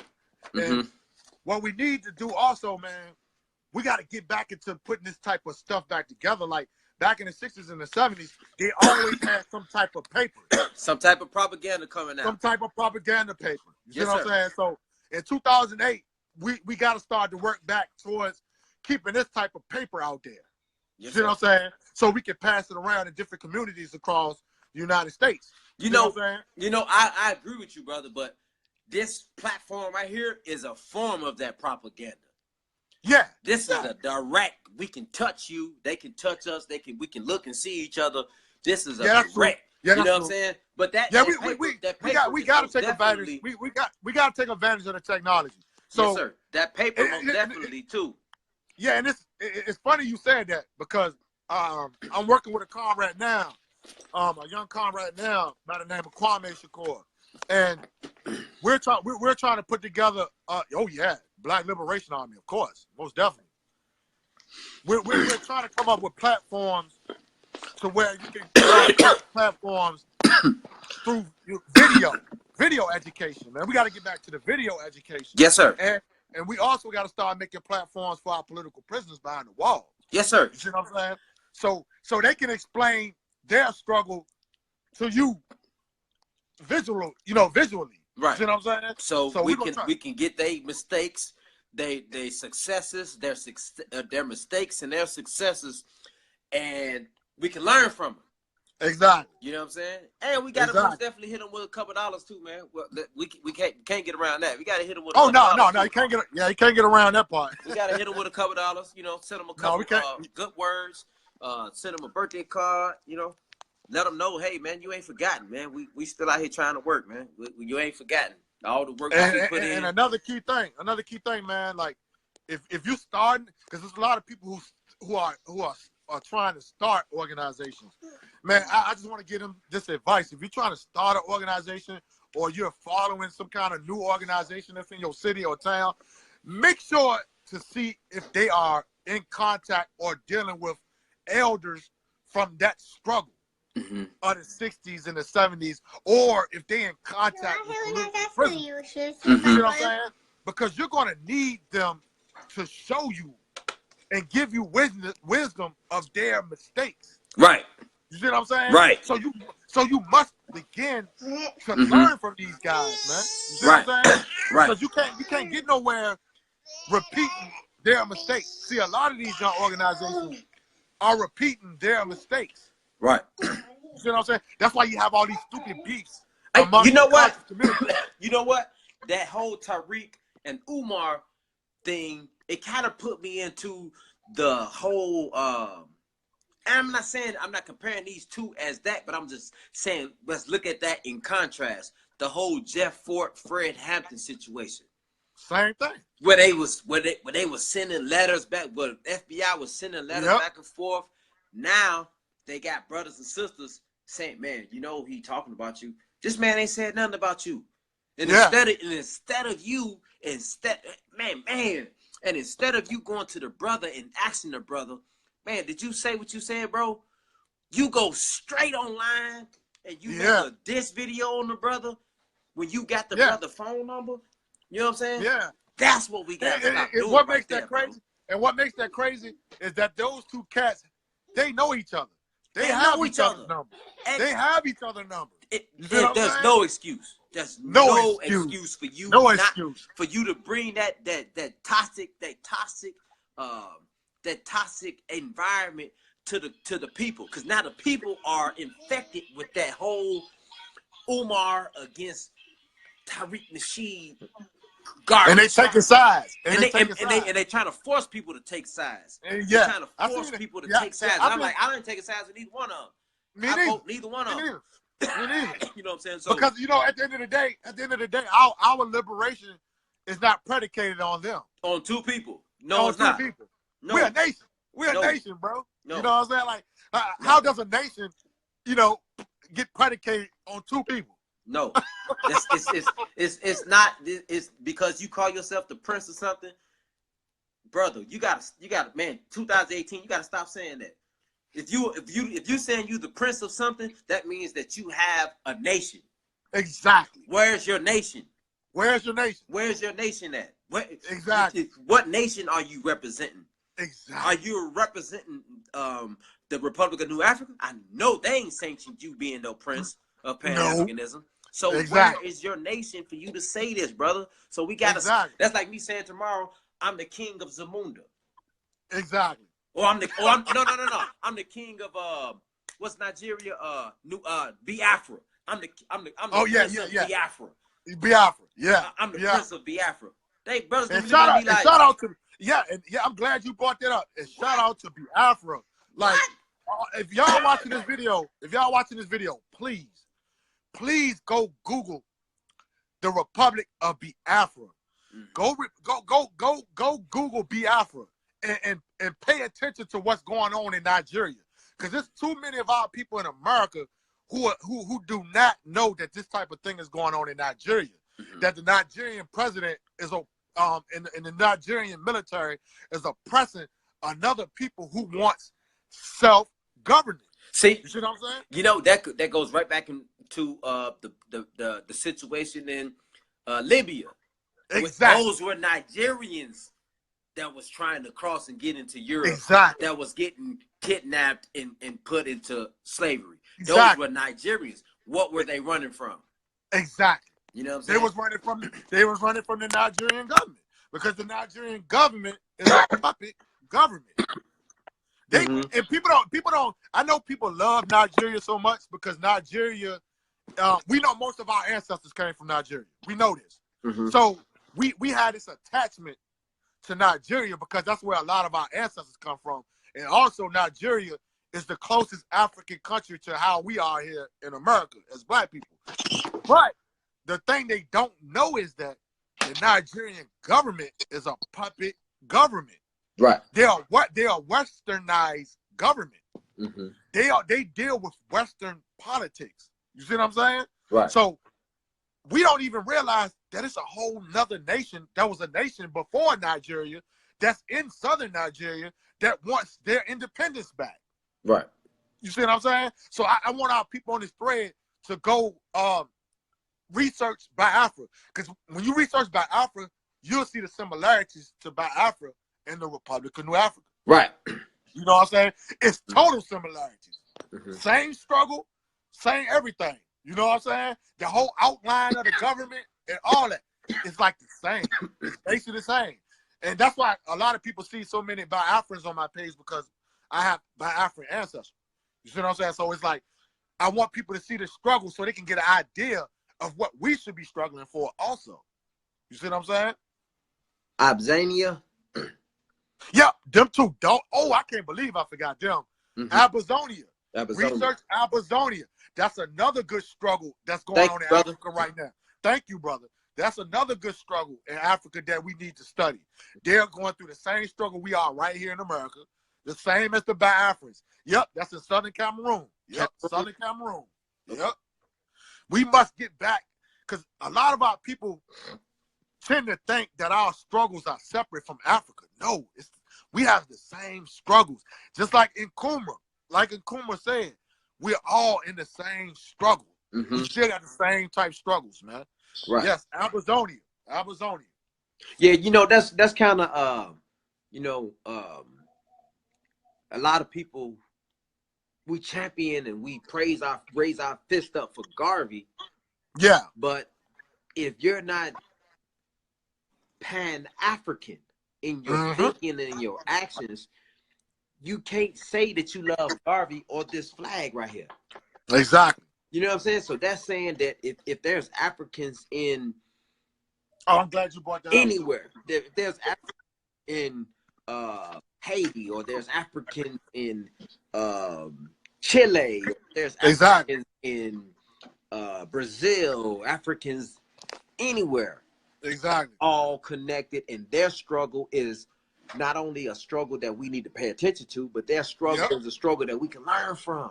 We can study how in the 50s, in the 60s, the 40s, 50s, and 60s, how did all these African nations gain their independence? Because that's a lot of them gained their independence. How did they do it? Exactly.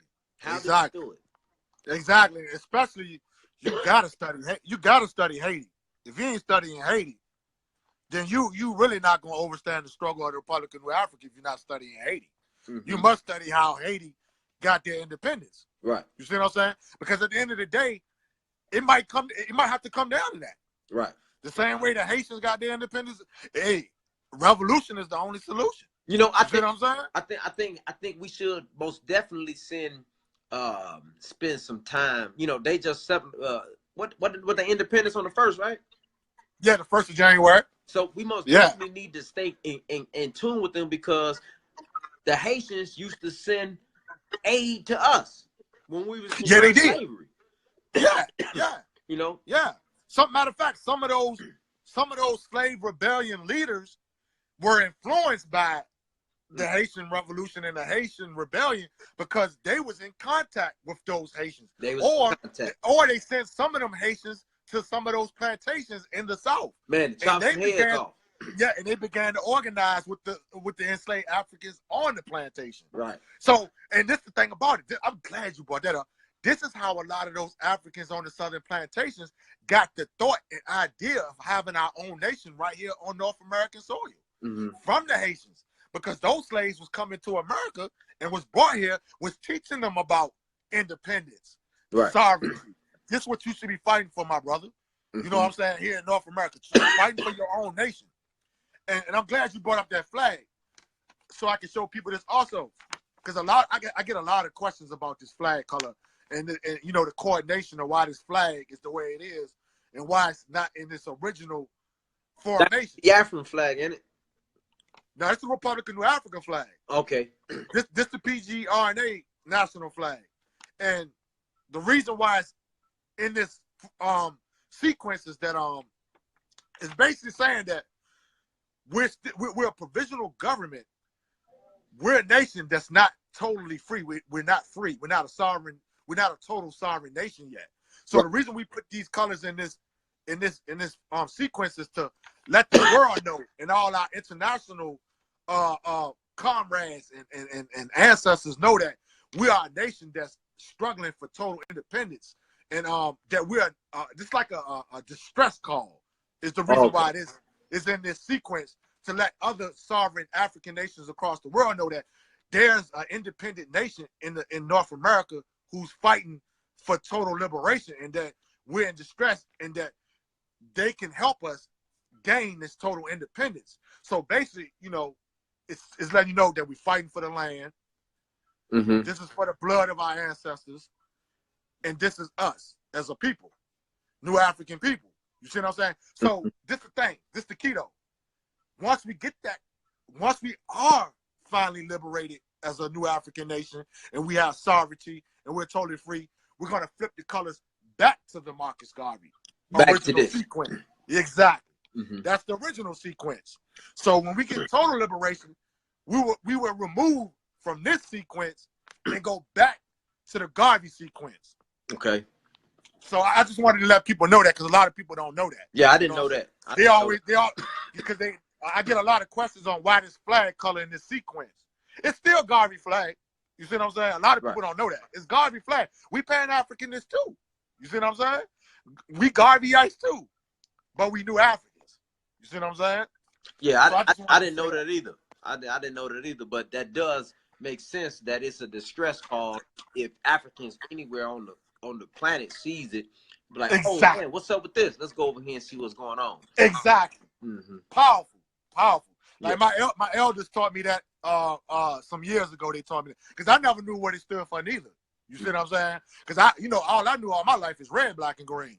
Mm-hmm. You see what I'm saying? Right. And then when I seen that sequence, and matter of fact, it was Baba AK Akiyelu Moju broke it down to me. Okay. He broke the sequence. Yeah, he broke the sequence down to me one day. Like, teach this to our people. This is what this flag means. You see what I'm saying? So it's powerful, man. Man, speak on that 1966 or 1965 meeting of those 50 of those. Oh yeah. It was 500. 500. Okay. 500. We just like to call them nationalists, because everybody that was at that meeting, they was basically nationalists, because everybody was there for the same agenda. Right. You know what I'm saying? Like, everybody that came to that meeting was fighting for total independence. You see what I'm saying? Total sovereignty, a nation. You see what I'm saying? So, it had a lot. It was a lot of known freedom fighters that was there. You had Queen Mother Moore was there. Mutulu. A lot of people was there, man. Like, some of the big names. There was a lot of big names there, man. Over 500 of freedom fighters from across different movements and organizations descended on Detroit, and this concept was proposed, and everybody agreed. You see what I'm saying? This is why you started to see a lot of Black Panthers become citizens of the Republic of New Africa. Okay. Based off of that meeting. You see what I'm saying? Because a lot of Black Panthers, they wasn't citizens at first. You see what I'm saying? But over the years, that started to change when that whole concept was explained at that meeting in 1968. You see what I'm saying? So even Huey P. Matter of fact, I got a blog of Huey P. Newton wrote a letter to the Republic of New Africa, and in that letter, he's explaining to them like, okay, I see what you're saying. I see what Mario Badeli and what all y'all was fighting for, and I support y'all. A lot of people don't know Huey P. Newton supported the PGRNA. Right. Before he got, before he got infiltrated by COINTELPRO and he went off the deep end. You see what I'm saying? But he stood in solidarity with the Republic of New Africa. You see what I'm saying? Yeah. But March 31st. Yeah, March 31st. March 31st. 50 years. This is a big one, man. This is a big one. Half a century of the PGRNA, man. This ain't no new struggle. Right. And I'm going to quote like Mutulu said. Like Mutulu said, the New African term is new. The Republic of New Africa is new. But this struggle ain't new. Right. You know what I'm saying? Right. This is over 500 years. This is a 400-year struggle. Right. Your ancestors were the Republic of New Africa before it was the Republic of New Africa. This is what they was fighting for. You know what I'm saying? So just imagine in 50 years from that date. Exactly. Oh, man. Be on the right side of history, family. We're on the right side. We're on the right side. Be on And the right trust me, side of history. like I'm always telling people, trust me, bro. This is a long protracted struggle. This is a marathon. This is not no sprint race, bro. You know what I'm saying? This is a marathon for liberation of New Africa. You see what I'm saying? Me and you and all our people that's on this trial, we might not even see that day. You see what I'm saying? Right. But it's our duty to pass that baton. You see what I'm saying? Because one day, one of our generations is going to bring that nation into reality. It's going to come into reality. Yes. That freedom and that total liberation and that sovereign nation is going to come into reality. You know, that's you know, a lot of times we talk about business. We talk about, man, just speaking into existence and it's going to happen. We can do the same thing with our nation. Exactly. Talk it into existence, but we got to be doing some work to make it manifest. Exactly. Teach your babies the same information that you get in this Declaration of Independence, this creed, the New African Creed, Umoja. Teach that to your children. Once you teach your children, it's embedded to them. And they recycling it and they teaching it to their children. And one day, like you said, one of our or a group of our children will rise up and they will make that happen if we don't see it while we live it. Exactly. Exactly. And that's why I said earlier, that's why I was telling people earlier, they need to go study the struggle of Biafra. Because to me, out of all the struggles that's going on today, like right now, I feel like they are the best one to study because their struggle is a long, protracted struggle like us. They've been passing that Biafra knowledge from generation to generation before Nigeria was even a country. You know what I'm saying? Like that, their struggle go way back to their ancestors, their ancient ancestors. You see what I'm saying? And they just been passing it down till one day it actually came into existence, which was in 1967, where Ajuku, I can't think his name, Ajuku, I think his name Ajuku, the general, who actually went for that attempt. He sparked the revolution on Nigeria. You see what I'm saying? And he brought in the provisional government of Biafra came into existence. It lasted for like I think like 2 years, something like that. It might have been 4 years that Biafra came into existence. It came into existence though. Right. You see what I'm saying? That's the key point they got to get. It came into existence. So one of these generations is going to bring the Republic of New Africa into total freedom, total sovereignty, total existence. So we just got to do our work, continue to work, you know what I'm saying, passing down this information, you know, and we just got to get boots on the ground, man. We got to get out there. We got to get out there, man, because Black Lives Matter is doing it. So we need some generation of youth to take on our struggle and make it look cool, like make it look cool. Make it look cool, like it's cool to read books. It's cool to be connected to the OGs behind the wall. This is cool, like this cool. This is cool, like I know like I always tell cats, this is the ultimate gangster shit. Yeah. See, this is real gangster shit. You know what I'm saying?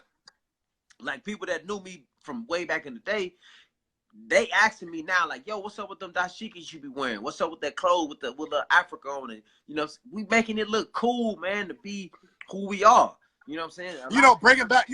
Bringing back the beads and the medallions, and man, we making it look cool. We trying to, just because you wear this type of stuff, you're not no outdated old person. Right. You know, no, we making it cool. You know what I'm saying? And you see how the dashikis and all that type of stuff, it became popular again. And China, China came in with their Chinese dashikis and. Yeah, they did.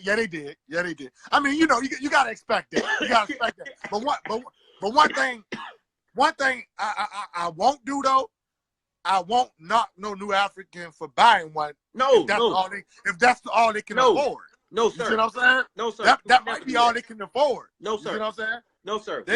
We would never do that. You gotta think about it.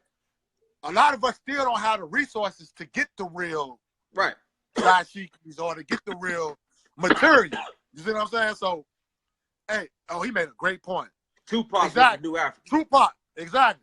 When Tupac was, and that's a good example on the being cool. Yes, sir. Tupac was the chairman of the New African Panthers in 88, 89. This is what Tupac was trying to explain to the younger generations at the Malcolm X grassroots food dinner. I know y'all probably seen that clip on YouTube. What he was basically saying is that we have to speak the language of the people that they speaking now. And we must dress the way the people is dressing now in order to reach them. But at the same time, incorporate the diversity, incorporate the original way we dress and the original culture. But we still must understand that we also create new cultures because we became a new people in America. A lot of this shit that blacks doing in America was never done over there in Africa. Right. You see what I'm saying? The way we talk, the way we, you know what I'm saying? The right. way They following us right now. Yeah, it's on us because they follow us.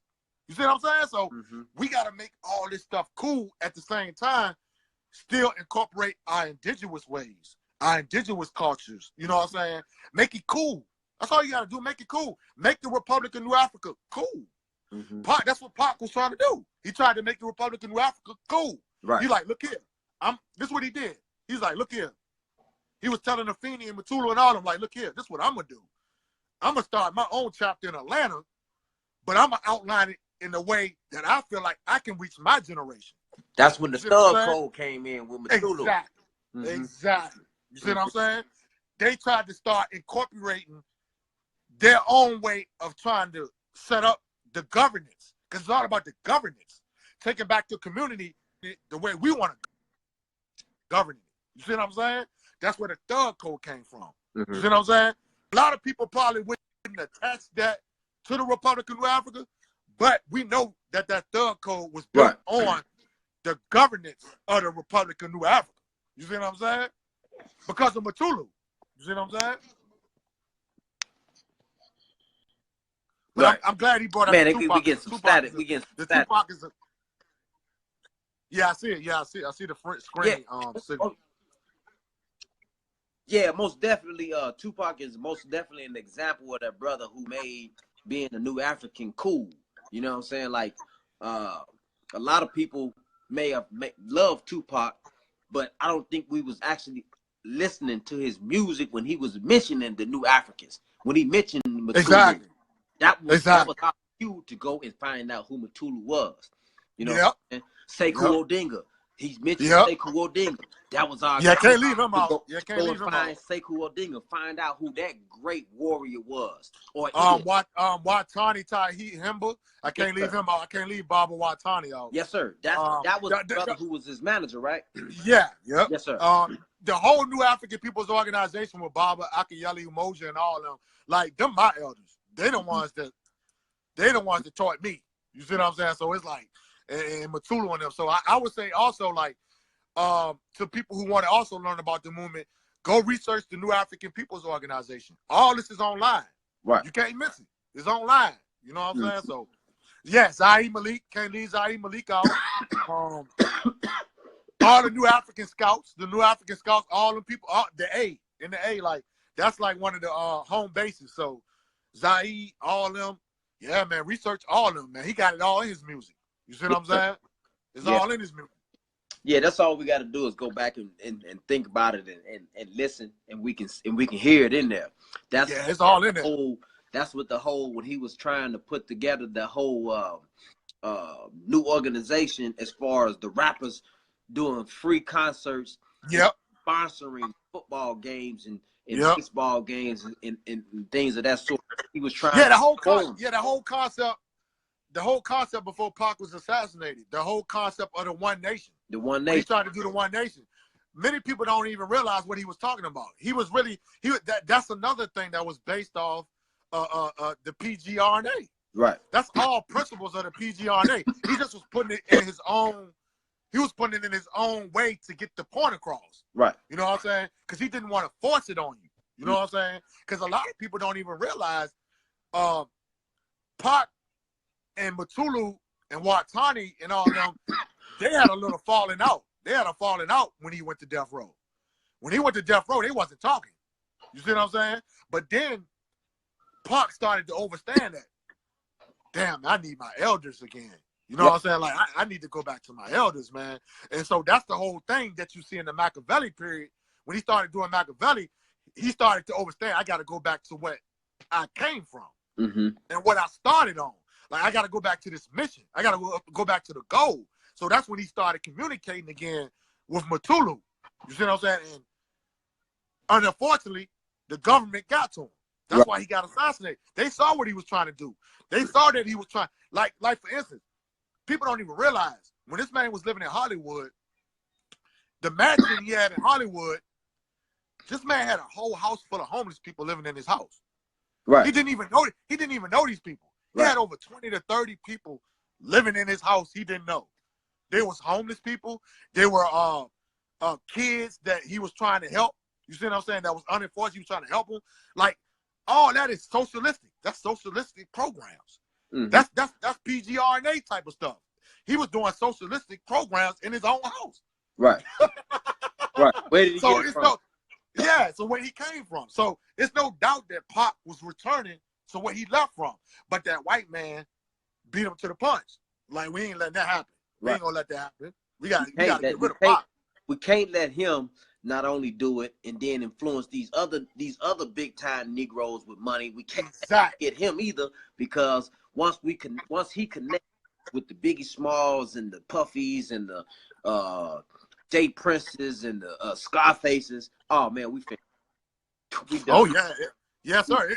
It was finna, like when he came up with the One Nation concept, people don't realize where the white man realized, because he caught on to it, because that's their job. That's COINTELPRO job. Like when they seen Pac starting to go back to that politicizing street gangs and politicizing the Keyways and the Damus and was going back to that concept of trying to organize our people on the right path of the struggle, they was like, oh no, we can't let this man reach them other bourgeois celebrities. You know what I'm saying? Like, and that's when they got wind of his conversation with Sanyika. When him and Sanyika was having that conversation. Yeah, that recorded conversation. Yeah, that recorded conversation. Like that conversation, you think the feds ain't had that conversation? They had that conversation. Yeah. You see what I'm saying? They had it. So when they heard that conversation, they was like, oh no, we gotta take this Negro out. Right. We can't let this Negro start to organize like that. Right. You see what I'm saying? And him and Sanyika coming together, because it was kind of crazy, because it was kind of crazy how it happened, because soon as when him and Sanyika was about to link up and put it down, it's like they attacked both of them. They assassinated Pac and they locked Sanyika back up. Yep. And everything disappeared after that. You see what I'm saying? Like, it's like it wasn't no more of that type of person on the front line. It's like everybody was either in jail or they was murdered. Right. So, at the end of the day, that's all I was basically saying. Like, yeah, man, Pac is a great example. Pac a great example. Hey, that's just you mentioning that. This is why I always say, and it's all this is an organizational strategy to everybody is receiving the same training. Yeah. So that if they do take the so-called leader, or if they try to infiltrate and find out who the leader is, they wouldn't have who the leader is, because everybody is on the same thing. Exactly. Or exactly. I'm glad you brought that up, because that's why the PGRNA. That's why we have so many formations and quadres of formations under the PGRNA. Yeah, exactly. That's a great book too. Yeah, the spook who sat by the door. You know what I'm saying? Like, this is why it's necessary to have these formations that works for the PGRNA. And what I mean by that is that we work in collectives. You see what I'm saying? We don't have leaders. You see what I'm saying? We basically have diplomats. You see what I'm saying? In quadres of collectives. So you don't know who the leader is. Right. You see what I'm saying? Because all is moving alike. It's like a dialectic. It's very dialectic. It's not up and down. We don't have no up and down organization where we have a leader, this, that. No, we side by side. It's dialectic, dialectic materialism, side by side. You see what I'm saying? We comrades. You see what I'm saying? That's why you hear us say comrades a lot. No, we have comrades. It's a collective struggle. It's not no self, hierarchy. Like United States government, you got hierarchies and shit. We're not a hierarchy. You know what I'm saying? Because you can take the head out that way. You see what I'm saying? And that's how exactly, Conrad. We live out principles. Mm-hmm. You know what I'm saying? So, brother, speaking of, I just want to touch on this real quick. How do you get somebody who is staunch Obama lover to see themselves in the provisional government of the Republic of New Africa? Oh man, that's a good question. because look, you know, you got a lot of our people who they have that defeated mentality without even trying, without even attempting to try, without even researching brothers and sisters who have tried, without even seeing none of that. They immediately say, you niggas is crazy. Y'all ain't gonna never have no free nation here surrounded by white folks. Oh, man. I hear that shit all the time, man. I get that from a lot of people all the time when I'm online, man. So at the end of the day, I'll just say this, like, at the end of the day, man, a staunch Obama lover, whoo, that's a heavy indoctrination, man. Yeah. So I look at it like this, man. Like, you probably can reach some of them, but you're not gonna reach the majority of them. Right. You see what I'm saying? Because it's all about opening people up to new ideals or a new strategy. You see what I'm saying? It's all about strategizing. You have to open them up to it first. Political education. Yeah, political education. You gotta open them up to it. You just can't force it all on them at one time. That's what I don't force this on people. Like, I give them steps. Mm-hmm. And the first step is, like he said, political education. We must teach them the political line of the PGRNA. What's our aspirations? What's our goals? Why independence? Why sovereignty? Why lead the United States of a government citizenship? If it's such a thing, you see what I'm saying? We gotta break this stuff down to them plain and simple, right? To where they can get it. It's like medicine. It's like, because these people are colonized. They're on the drug of colonialism. Right. You see what I'm saying? So we got to give them the medicines to cure them slowly by surely. You see what I'm saying? It's a slow progress of healing them. You see what I'm saying? Let me hit this last topic, because we're gonna have to cut it down. Okay. I want to ask you about, what does the provisional governor of the Republic of New Africa, what are their views on reparations? Oh man, that's the biggest part of the Republic of New Africa. As far as what we struggling and organizing for, reparations is one of the main strategies, if you want to put it in that sense. We must like I said, before the Republic of New Africa even came into existence, we had reparation movements during slavery and after slavery, in the Reconstruction period. We had leaders that were fighting for reparations back then. You see what I'm saying? So it has always trickled down as a part of the New African struggle. Yeah, we got to get that. We got to get out. We got to get the reparations for our ancestors, man.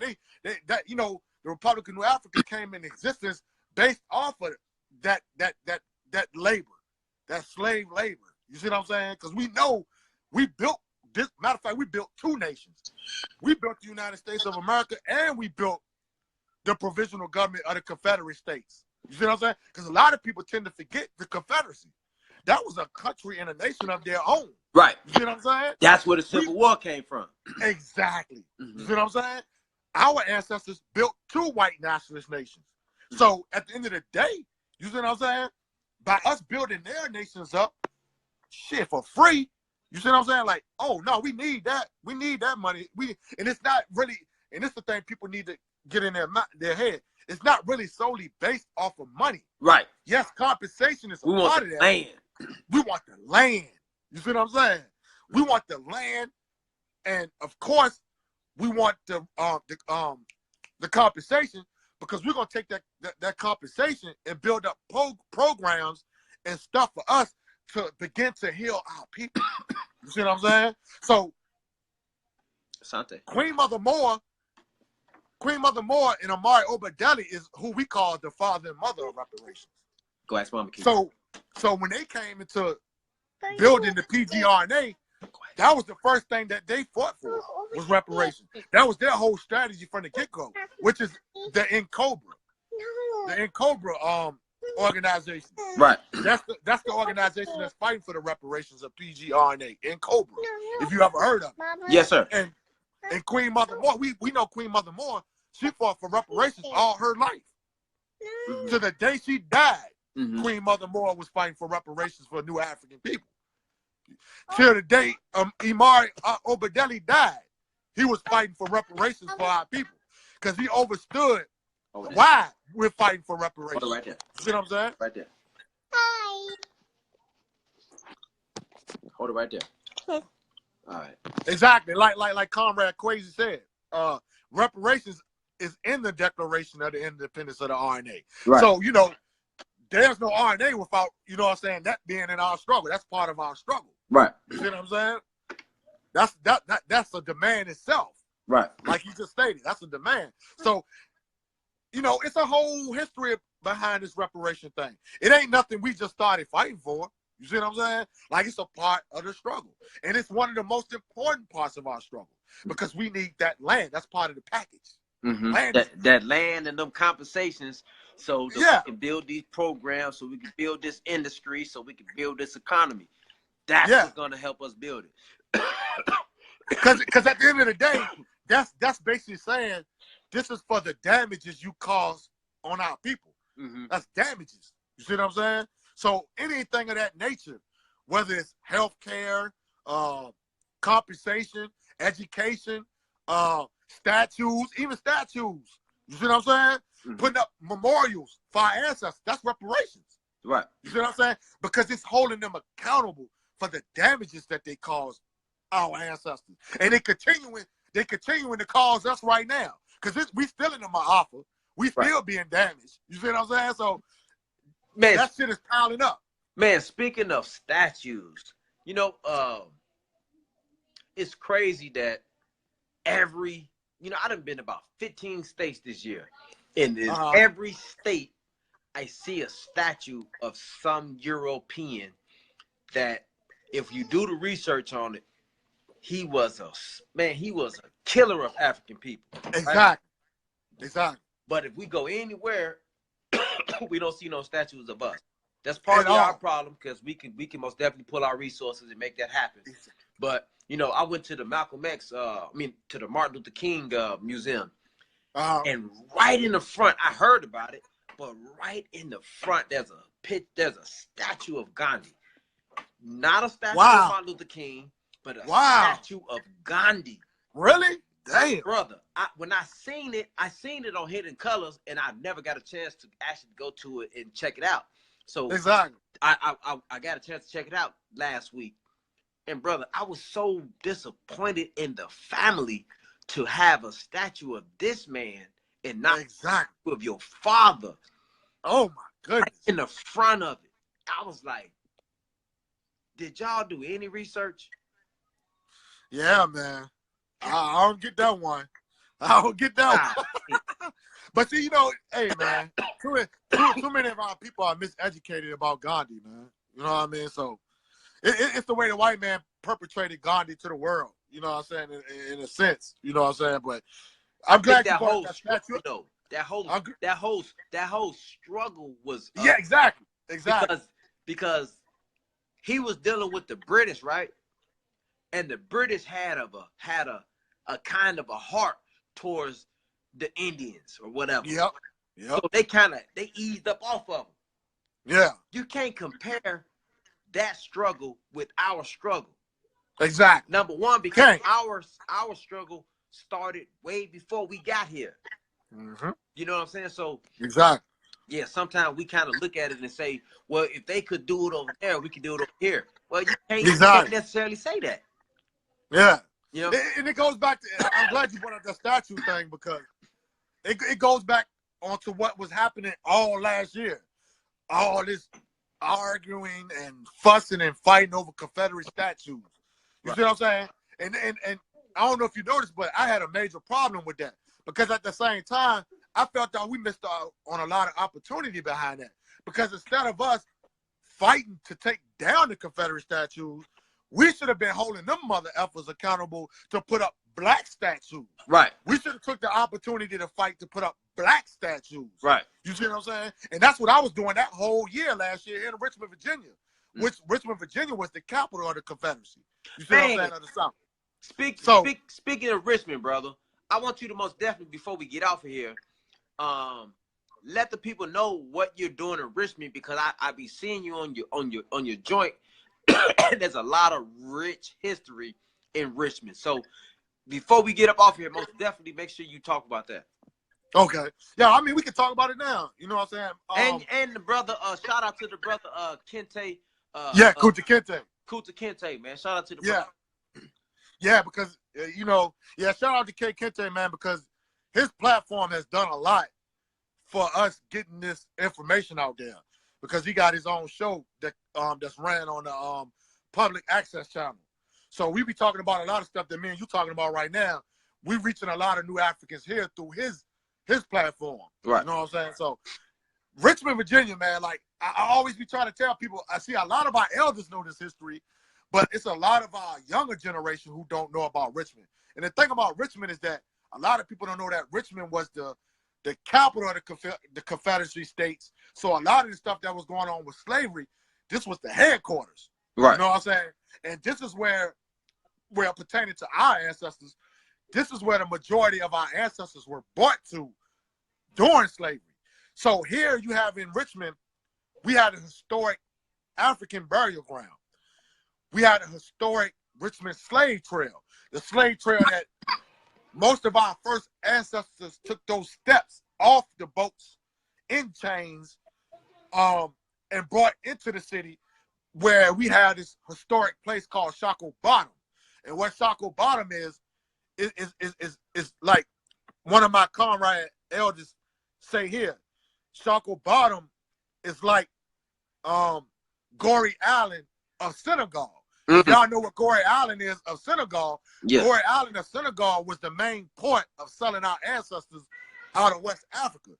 In Richmond, in the United States of America, Richmond, Virginia was the main port of selling our ancestors through the upper South to the deeper South. Right. See, people don't know how all them slaves got in the deeper South. They were brought from Richmond, Virginia, and sold down to the deeper South, which is called a downriver slave trade. A lot of our people never heard of the downriver slave trade. This slave trade was just as brutal as the transatlantic slave trade. Right. You see what I'm saying? So Richmond, a lot of people don't know that, but Richmond is the hub port of the domestic, we call it the domestic slave trade. And so it was a struggle going on here where this history had been covered up. You see what I'm saying? Right. So they built a parking lot, bro. They built a parking lot over the African burial ground. This is the African burial ground is where mostly all the enslaved Africans were buried at, or where they was hung at, executed at, all this type of stuff. Right. Even where the great, a lot of people don't. This is where the great Gabriel Prosser is from. You know what I'm saying? To try to spark the revolution, try to spark the rebellion in Richmond to start an independent black nation. Right. Right here in Richmond, Virginia. He's like one of the first people that came up with this idea of starting a black independent nation. And he tried to, spark that. You see what I'm saying? So he was executed on this land too, called the African burial ground. Right. Man, they covered all this shit up, man. They built a parking lot over it. So in the early 2000, I'd say around about 2002, 2003, we began to find out about this. You see what I'm saying? So all the organizations here, the African organizations here, we forged a struggle on that. Like, hold on, y'all been covering up history. Hold on. So we started finding out all these things like, damn, this was the hub of the slave trade. Damn, this is where all this stuff, man. This is where the movie 12 Years a Slave, that movie, the dude that he was playing in the movie, he was enslaved here. He was locked up in the slave dungeons here. Like Richmond is known for the most notorious slave dungeons. You see what I'm saying? Where he was holding our ancestors at. So as of now, we still waging that struggle because we're trying to get this big memorial park built here so all our ancestors from Africa and all our people here in America can come to Richmond. That's why you always hear me trying to get our people to come to Richmond because y'all gotta come here because this is like the origin and the basis of the New African struggle. You see what I'm saying? Because so many of our ancestors were brought here through slavery and was sold from here. You know, like when you come here, man, you would be amazed at the energy that you get when you start to walk this Richmond slave trail. You'd be like, damn, man, this is where the first ancestors were brought to, man. Like when you start to walk it, you start to feel the energy. You know what I'm saying? You'd be like, oh my God. And you can see how the ships was coming up the river. Like the notorious James River. That's named after the notorious slave trader of Europe, King James. Right. You know what I'm saying? So all I'm saying is if you come to Virginia, because a lot of people know if it wasn't for Virginia, it would be none of this United States of America. Virginia is the origin of everything you know today of America. Right. Because it started here. Everything started here. You see what I'm saying? So that's why I try to give, like when you be seeing me, that's why I be trying to give like the little tours. I like to try to show people the historic spots in Richmond. We got so many plantations here that people need to come here and see, like, because this is where the oppression of our people started. This is where the goddamn Holocaust started on our people. You see what I'm saying? So that's all. You know, I just been doing a lot of work in that area. Trying to get on my Ain't Charleston is one of those spots like that too, right? Yeah, most definitely. Yeah, most definitely. Charleston. Yep. Charleston. Yeah, I got a chance to go down to Charleston. Charleston in South Carolina. It's Richmond, Charleston, New Orleans. Those were the three main trading hub ports of trading our ancestors. Right. But at first, it was Richmond at first by itself. They were sending those ancestors down south. Then Charleston opened up their port. Then New Orleans opened up their port. And that's how, you know, the slave trade was being facilitated. Man, brother. Oh, man. It's deep. Just me going to Charleston, I kind of had like a, boy, if you don't get emotional about, you know, I went to that church. I went to that church where those Africans were murdered at by that white man. I know you're talking about. You know, I know you're talking about. Church. And, you know, we can debate our people all day about the religion or whatever, but to just go in that church and find out whose church that was. Exactly. Right? When you find out whose church it was and you just walk it, like you said, walking that trail and you feel that energy. It's like, they telling you, brother, don't forget about us. Exactly. We need your help. Don't forget about us. So in my mind, I'm looking at it like, man, I ain't got no choice now. Once you go, you don't have no choice because they not gonna let you sleep. They gonna wake your ass up in the middle of the night. You get up. It's time to go. You know what I'm saying? People thinking this whole spooky booky dust. Nah, it's real. For real.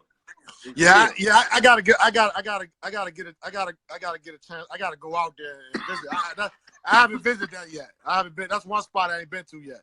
I gotta definitely hit that up. Try to hit that up in 2018, man. Yeah. Because I've been hearing so much about it.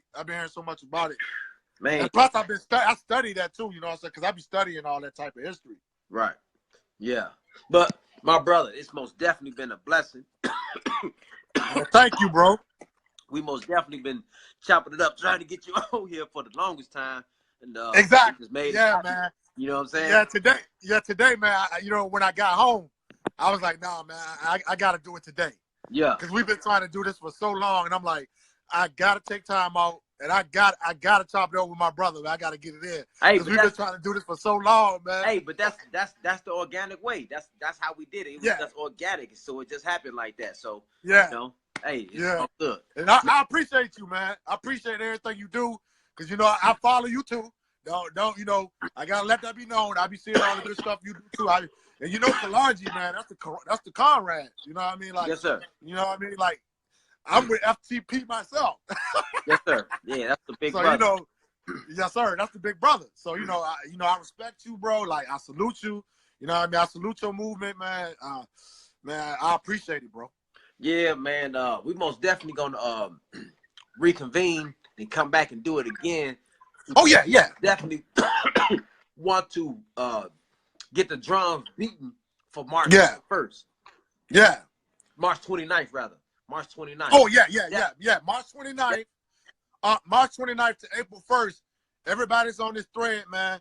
It's gonna be the 50-year anniversary of the PGRNA. If you can make it to Detroit, get to Detroit. If you can't, and I always gotta emphasize, but if you can't get to Detroit, still celebrate. Yes, sir. Wherever you are. Yes. Wherever you are, man. But please save those dates, because this is a story. Yes, sir. Half of a century of a struggle. Yes, sir. Even though that struggle is longer than that, but we saying specifically of the PGRNA coming into existence on paper. You know what I'm saying? And the Constitution, the Code of Umoja, the Declaration of Independence, all these type of things came into existence, man. Celebrate, man. Please celebrate March 29th to April 1st. New African Nation Day, 50 years, man. Hey, matter of fact, make sure you put those in the comments, brother, or any videos on Queen Mother Moore, any videos on the Obadeli brothers, and anything that's relevant to what we talked about. Yeah, I'm gonna go ahead and take a screenshot and put them on that post. Because we most definitely want to continue, man. We don't know everything, man. We most definitely want to continue to keep circulating the information and building off of each other. Exactly. Yeah. I'm gonna put a lot of that stuff in your comment boxes. Free to let, as you know, as the days go by, the weeks by, whatever. I'm gonna still keep coming back to this video, and I'm gonna put stuff in the comment box so the people who was watching can get an idea, and they can have links to go to. You know what I'm saying? Free the land, Conrad. And free the land. My brother been lacing it up, huh? Oh yeah, sharp. Because if you go to Detroit, man, get with the Obadeli Society, because they're holding down a legacy. You know that. Hey, my brother, he in Detroit. Yeah, he in Detroit. Cool, Detroit. Yeah, he in Detroit. Follow the Obadeli Society on IG. And follow Obadeli Society on Instagram. Okay. Definitely want to do it now. Yeah, Comrade Akwamu, he on Instagram. He ain't on Facebook right now. But follow him also, man. Like he keeps us laced. Like they holding it down in Detroit, man. You know, you stuff up there in Detroit too. Yes, sir. So you know, yeah. So they holding it down, man. They keeping the legacy going. Yep. Okay. August 3rd Collective, man. That's us. August 3rd Collective, man. Man, any last words, brother, before we end this? Yeah, you know, the people that's on this thread, you can follow me on Instagram at hockey_Quayle_Shakur, and you can just hit me up on YouTube.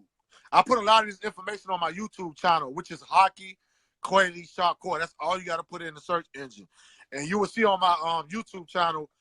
I have, like the thing you said earlier, I had the video about the Special Field Order 15th with the Reconstruction in the Civil War. I got all this stuff on my YouTube channel, so you can just go to my YouTube channel also. Okay. So that's basically all I got to say, man. Just be how can I put it? Be looking out for that 50th anniversary, man, and write political prisoners. Right, political. You know what I'm saying? Get educated about political prisoners. Be prepared to get ready to push this Mutulu campaign, man. It's about to go full throttle. Mutulu is welcome here. Yeah, springtime, he going up for parole, man. Anytime between spring and the summer, he going up for parole. So we got to start pushing this Free Mutulu campaign. Okay, man. That's basically it. That's all I got to basically say. Man, as always, it's been a pleasure, brother.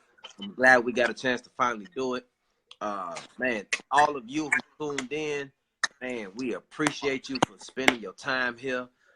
We appreciate you for your comments. We appreciate you for the energy. Man, always, brother, we're going to leave how we came in with the saying of free the land. Free the land. Free the land. Free the land. You know what I'm saying? That's how we going. Free the land. By any means necessary. By any means necessary. Any means. Peace. Peace.